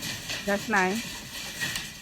a pack of Uno cards. Uno do go hard, I guess. And our last 2 items. Mm-hmm. Some nerd candy and this disgusting, ugly fucking shade of Elf Glow Reviver. That's what you get, Sebastian. That's what you get. We told y'all. Every day I get them. I can't. What part of us telling y'all to stay out of these people's stores don't you understand? Some people got to go there for necessities. Because, you know, Target has like a little grocery store compartment. There's some people that don't live there close to other grocery stores, maybe, or maybe they're the most reasonably priced. And so they're trying to get their essentials, maybe stuff for their babies. That I understand. But we're not going in there to give them no extra money or attention, especially on Black Friday. Meanwhile, Lowe's was over there giving out appliances, $2,000 worth. Target could never. Target ain't ever. How about that? Do better, people. I ain't even gotta. That's why we ain't even talked about it, because I know that general strike was unsuccessful. Y'all don't want to see the revolution. Y'all don't want to be a part of the revolution. Okay. And then this next story on that same note. All right. A company we could be proud of going into the stores for in the middle of the night. Costco. Costco is suing y'all's president. Mm-hmm. Yeah. Costco wholesaler, I'm a proud member, is suing y'all's president over these tariffs. Okay? These tariffs. It's a whole situation. Let me pull up an article. We can read more about it. This is CNN. It says why Costco is suing the Trump administration. Well, Costco broke ranks with the majority of corporate America by suing the Trump administration on Friday for allegedly overstepping its authority to impose sweeping tariffs this year and demanding its money back if the Supreme Court ultimately strikes them down. Now, the case was argued in the Supreme Court last month. It revolves around if the president has the legal authority to impose tariffs by citing a law known as the International Emergency Economic Powers Act. Trump used those powers to push import tax rates as high as 50% on key trading partners, including India and Brazil, as high as 45% on China earlier this year. As a result, if you need a reminder, the tariffs have cost U.S. importers as much as $90 billion as of late September. We only in December. And that's according to U.S. Customs and Border Protection figures. Okay. So this case, listen, is going to help set the precedent. If the justices find Trump lacked the authority to impose these tariffs, the question is going to become, besides the 5 small businesses challenging the Trump administration, would be eligible for a refund, and how that process would even work. Okay. In anticipation of potential refunds, many businesses have been privately requesting extensions for their tariff payments. And so this is something that they are really, really hoping gets resolved, because this process can take several months to complete because of how complicated the tariff code is to begin with. Okay. Now, Costco's lawyers wrote in the complaint filed with the Court of International Trade that the wholesale giant, along with many other importers, isn't automatically guaranteed a refund if the Supreme Court rules against the Trump administration.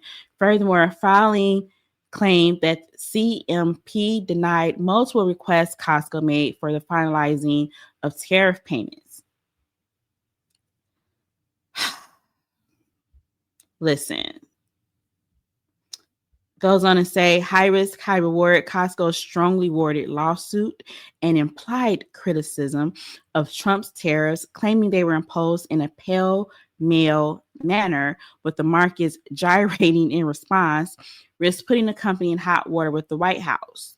This is the same thing they did when they bullied Amazon, because Amazon was originally going to be putting the before and after prices. They were going to be putting, this is the price of what your product would have cost before these tariffs, and this is what it's going to cost now because of it. But Trump and them big bully Jeff Bezos, and they decided that, you know, they weren't going to do that because they called that a hostile and political act. So they decided not to publicly share those price changes. Okay. But if Costco didn't sue the Trump administration, the company could be in a position where the tariffs are ruled unlawful, but they still can't get their money back. So that's why the CEO of Gaia Dynamics, an AI-powered trade compliance platform, is saying that's the reason why Costco is doing their lawsuit this way, because they need their money back. Okay. And passing along to the customer is crazy work. Every day we suffer at the hands of this man. Every day that he's in office, we are suffering at the hands of this orange man. And I'm so happy that Costco is deciding to fight back. Bless it. Bless it. What else? Because there's more. Oh, God. Listen, y'all's president continues to stress me out day after day. We could have been a proper country and a proper people. But y'all didn't want that. No, y'all didn't want that.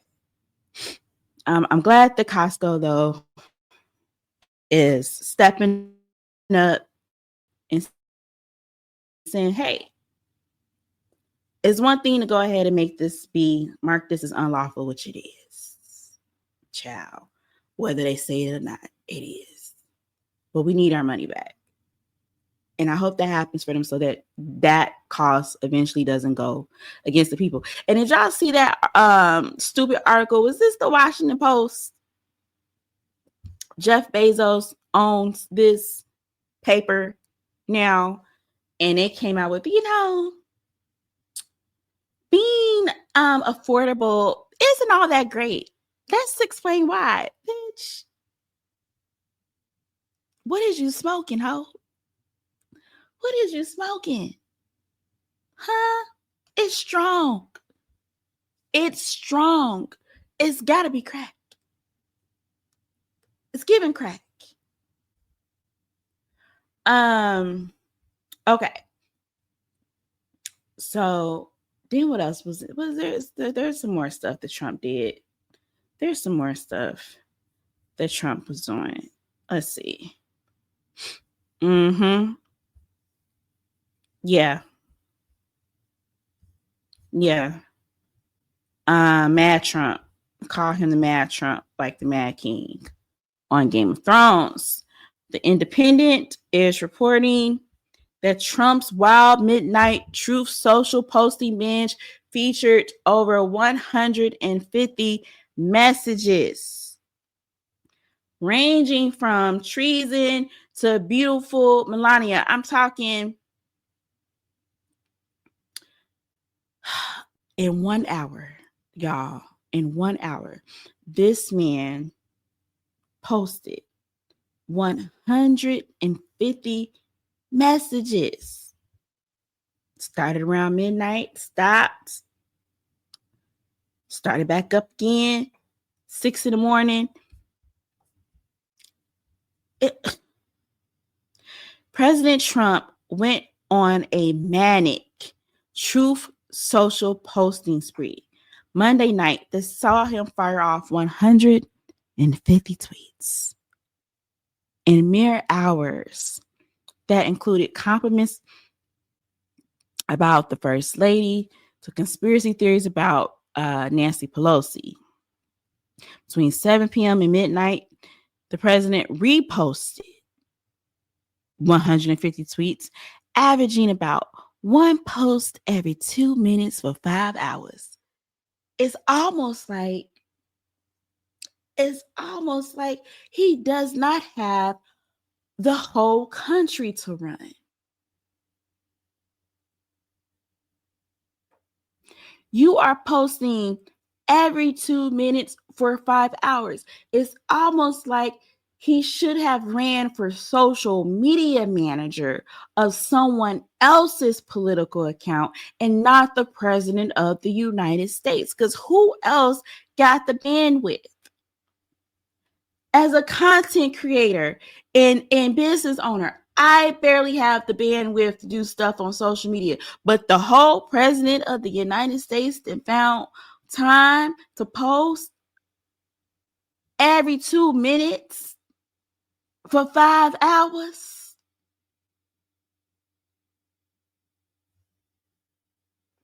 That's normal to y'all. I'm just, because it's not normal to me. So I ask, is that normal to y'all? I needed a whole intern to help me post a few times out the week. Intern gone, I haven't been able to keep up with my posting schedule. But the whole leader of the free world got time. Explain it. How? Let's watch this video that goes into more details about, what some of these posts consisted of. Shall we?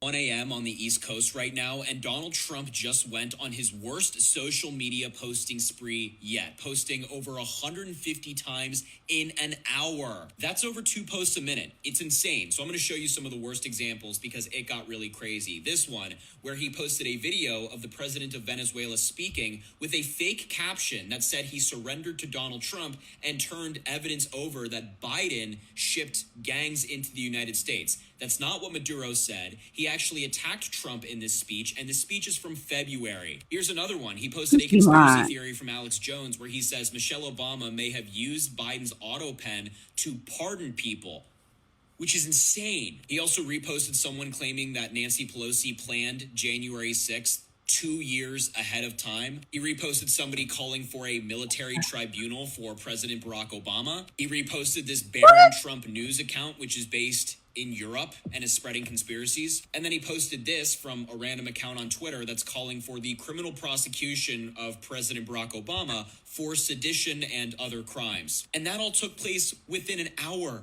in the middle of the night. He was clearly going through some mental decline episode and had access to his phone and was just letting anything fly. But it's clear that this guy should not be in office any longer. It's 1 a.m. on the East Coast right now, and Donald Trump just went on his worst social... At some point, we just got to start calling this what this is. It's elder abuse. This is elder abuse. And just think about it. Just take him out of it, which I know is hard. But in your right mind, would you choose to go into Sunnyside Home Inn, go into the dimension section of the nursing home that is Sunnyside Inn, and grab the most Alzheimer's showing, symptom showing, geriatric person and say, you would make a great free leader of the world?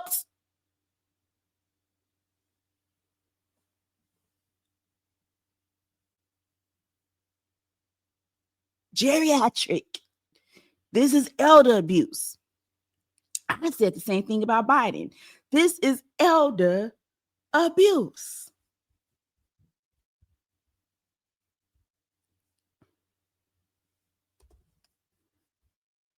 Huh?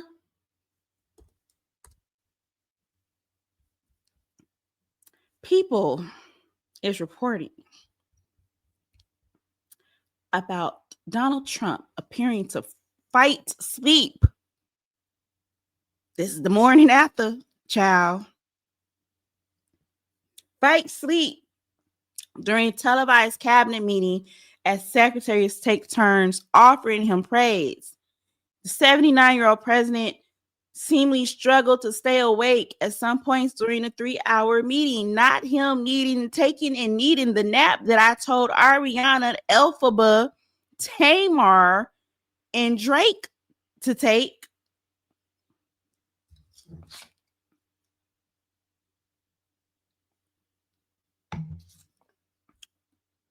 Look at him.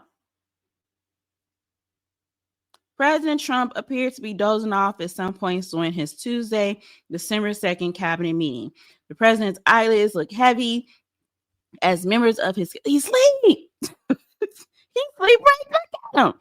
The president's eyelids looked heavy as members of his cabinet spoke several hours after his late night posting spree on Truth Social. White House press secretary refuted the idea that Trump was not engaged, saying the president was listening attentively and running the entire 3-hour marathon cabinet meeting. Why don't these people like to be one with the truth? He sleep. The man went nap. He went night. He was asleep. Okay. He was asleep. What happened to all this sleepy Biden jokes? Sleepy Joe, sleepy Biden, sleepy Joe, sleepy Biden. And you on a full nap at a cabinet meeting. It's almost like the workload and the expectations of being the leader of the free world is too much to put upon someone that is experiencing dementia as a geriatric elder.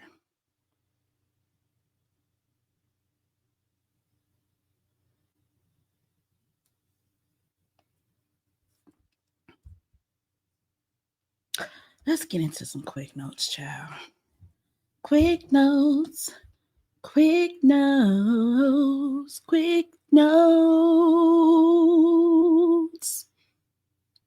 I wonder if Boondocks will send me a season. I don't know. I just feel like, listen, that is quick notes. That is the quick notes theme song. Quick note. Megan Thee Stallion wins her defamation case against Milagro Grams. Kind of, sort of, I guess, y'all. Listen, I told y'all I wasn't following this case too closely. She won, but she didn't. All I know is there's supposed to be this defamation. Her team, Megan's team, first told her that Milagro was not considered media, and they, as a result, because I guess they didn't want her to be protected by First Amendment rights or whatever, and as a result, she was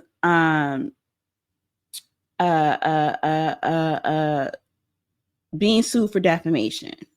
Okay, then I guess they wanted her hold her personally liable. They were only asking for $79,000. But the judge ended up coming back and saying, no, Milagro is considered media. We're going to give her some of those protections, I guess. I don't know where, child. But she still got to pay y'all $59,000. I don't really know. Okay. But it's over. Megan was serving the whole time she was going to court, looks after looks. This was a really short case. I hope Megan feels she got the resolve that she needs, child. We can move on. I don't want to hear nothing else about that case. Okay? What's next? Next up, who else we talk about? Oh, Miley Cyrus got engaged. She got engaged to somebody named Max Morando. That's been her boyfriend for 4 years. She is somebody who I just feel like if this, and I'm not speaking nothing bad over you. I hope this works out. This is a quick note. When you start failing at the heterosexual marriages, relationships, engagements, back to back, you got to jump over to the rainbow. Okay? So if this don't work out, I think you will be a great candidate somewhere over there on the rainbow, Miley. But congratulations. On that same note, Portia Williams got a new girlfriend.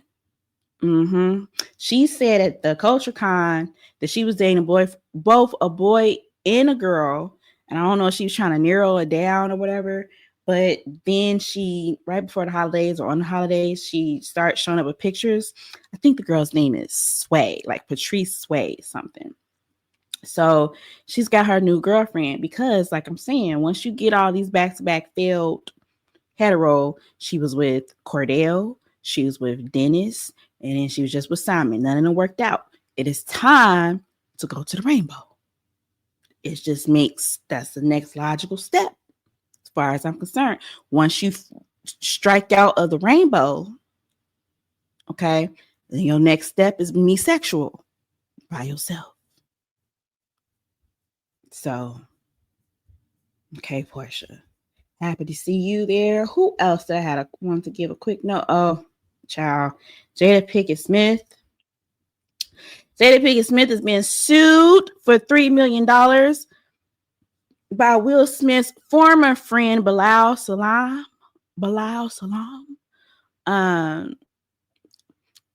Listen, allegedly, Bilal is going around spreading lies and vicious allegations against Will and bringing into question his sexuality and all this stuff. To which he reportedly says Jada Pinkett Smith ran up to him and told him that he was about to catch a bullet. So he is suing her at the tune of $3 million. I put this picture of Jada because this is her from Low Down Dirty Shame. Chad from As the World Turns. That's my favorite Jada. That's my favorite Jada movie. That's my favorite Jada. Listen, we don't give a damn. Quick note, we don't give a damn about none of that. We not missing the next Will Smith movie. We're not turning against Will Smith. You ain't nothing you can say about this man as far as what he got going on in his own time that we too much care about. We know they a little strange over there. We don't care. We going to see Bad Boys 5. We do not care. We are not canceling Will Smith. Move on. Okay? Same thing for Jada. She will always be Peaches from Low Down Dirty Shame to me. That's it for my quick notes. About to go into some closing notes. Okay. Closing notes for you guys where I want to catch you up on real quick, important topic, if you will, if you please. Where is my, y'all know I be over here just pressing all these buttons, all these little buttons. Okay. Closing notes. I want to talk to you guys about an update on what's happening with Mercedes Wells. Mercedes Wells, as you know, that those are my cousins. Her husband is my cousin. And I had Dr. Joy on the show, and we gave you guys exclusive information straight from the source about what was going on with this situation of her being in active labor and then being turned away by the hospital, which was ridiculous. Okay. So, I got some information, you guys, about what's going on lately with Mercedes Wells. So, right around the holidays, right before Thanksgiving, Mercedes actually, the family believed, was hemorrhaging, and called and got her rushed back to the hospital. While there, doctors told her, hey, everything that you're kind of experiencing is bleeding and stuff. This is all a result of you having traumatic childbirth, which makes sense. You then got stress, cortisol levels high, you going into labor, you're about to give birth. You have a nurse that's being racist, condescending, rude to you. None of the staff is helping to intervene. The doctor won't even come in and see about you. You get kicked out the hospital, escorted out by security. Okay. And you're on the road driving in this state, panicked, under stress, under duress, still in labor, active labor, and then knowing the next hospital is 30 minutes away. 8 minutes later, you didn't gave birth, blood and stuff everywhere. You're not even in the correct childbirthing position. Okay? In the car. I'm not even quite sure if they stopped the car, because when I hear them tell the story to me, they're like, he was driving, my cousin Leon was driving with one hand on the wheel and helping her with the baby, pull the baby out with the other hand. Like, I don't know why he didn't pull over to the side, or did he pull out the side, or they're confused because so much was going on. It was traumatic. And now you back at the hospital. Imagine that. Your baby is days old. Brand new baby is now separated from the mom because you're having additional complications from that experience. This is why we want everybody responsible and involved named. That's what the next step is, what the family is asking. When it comes to accountability, like since we last, talked to Dr. Joy, they fired the nurse and they fired the doctor. And at that time, they still hadn't met with the family and reviewed Mercedes' medical records. But they announced to the press that they fired the nurse and the doctor, but they didn't release their names. So this means these people can continue to practice. They have active licenses that they can continue to practice at any other hospital or any other network, any other private practice, any other practice. Okay. But I told you all that today I have some names for you all. And I have some license information for you all. So the first one is, this is the nurse. Her name is Karen Elizabeth Sale. Her license number is 282-871-05. A as in Apple. She's licensed in Indiana. Again, this is the nurse responsible for calling security on Mercedes Wells and our family, escorting them out of the hospital during active labor, refusing to get a physician to convey the urgency of needing a physician. This is the person responsible. One of the persons responsible.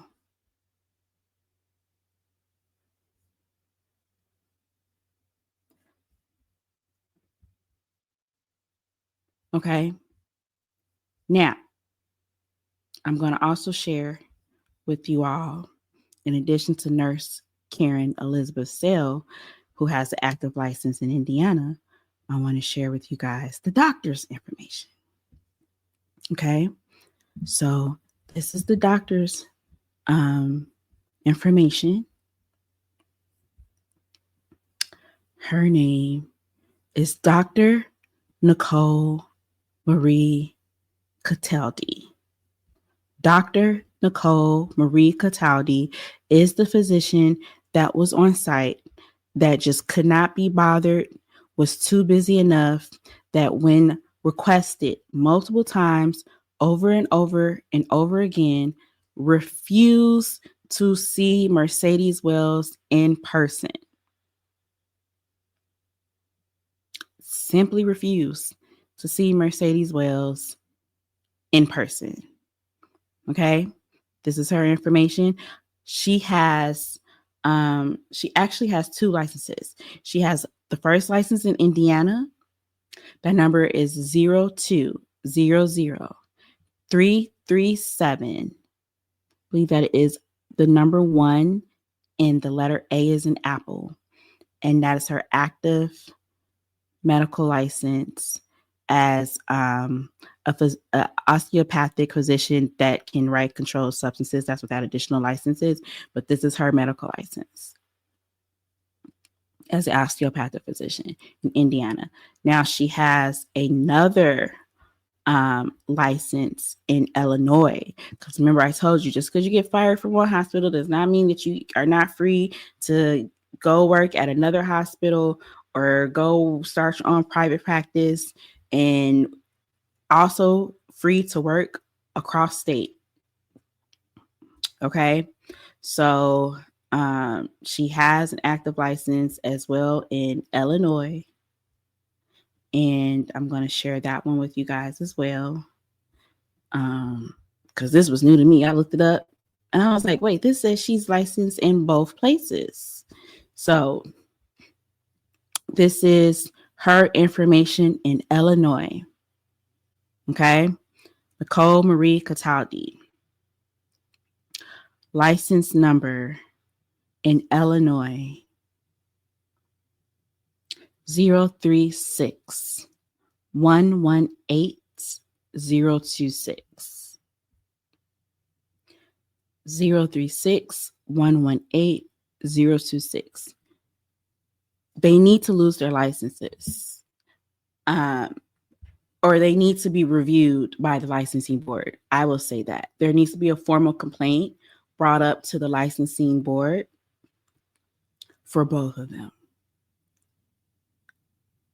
Everybody is in alignment that discharging a patient before seeing them, before verifying their safety, before verifying that they even have safe transport, is simply egregious and completely dangerous. Anything could have happened to Mercedes and her baby after being discharged and giving birth 8 minutes later in a car. They could have gotten infections. They were not in a sanitized environment. The baby could have had the umbilical cord tied around her neck. The mom could have experienced preeclampsia, or, all these things. It was already a high risk pregnancy for Mercedes. So please call. You can call and you can help bring this case up, or your own experience. Feel free, if these people, this is another reason why we want to share their information, because for all we know, they both can still be practicing, and you can still, be having harmful and endangered experiences with them.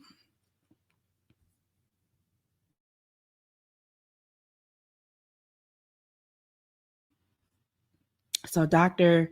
Marie Cataldi and nurse Karen Elizabeth Sale, they are still somewhere eligible to provide you or your family with this same level of negligent care. And we just don't think that that is something that should happen. I will continue to keep you updated, you know, and as much as I can with information directly from the source.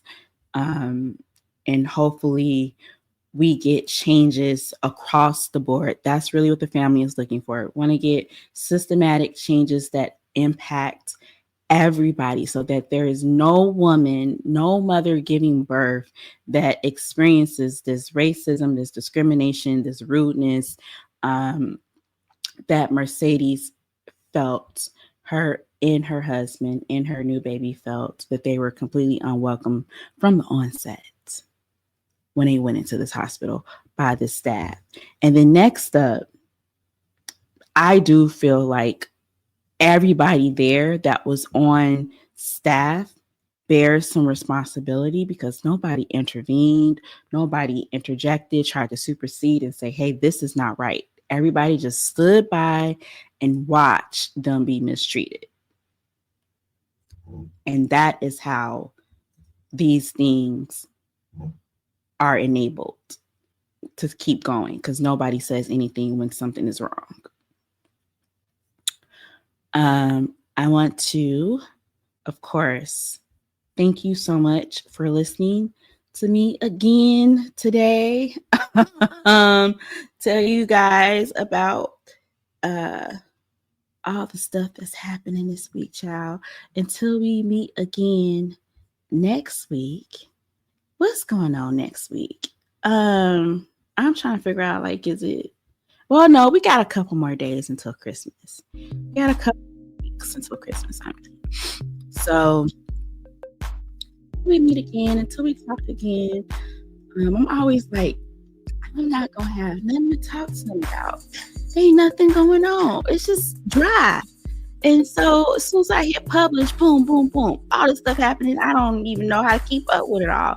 So have fun hanging out with y'all for this couple of hours. You guys can follow me everywhere at Chantel Chavon. You can stay up to date with me on Mercedes. I'm giving updates on Mercedes as they come in on my social media channels.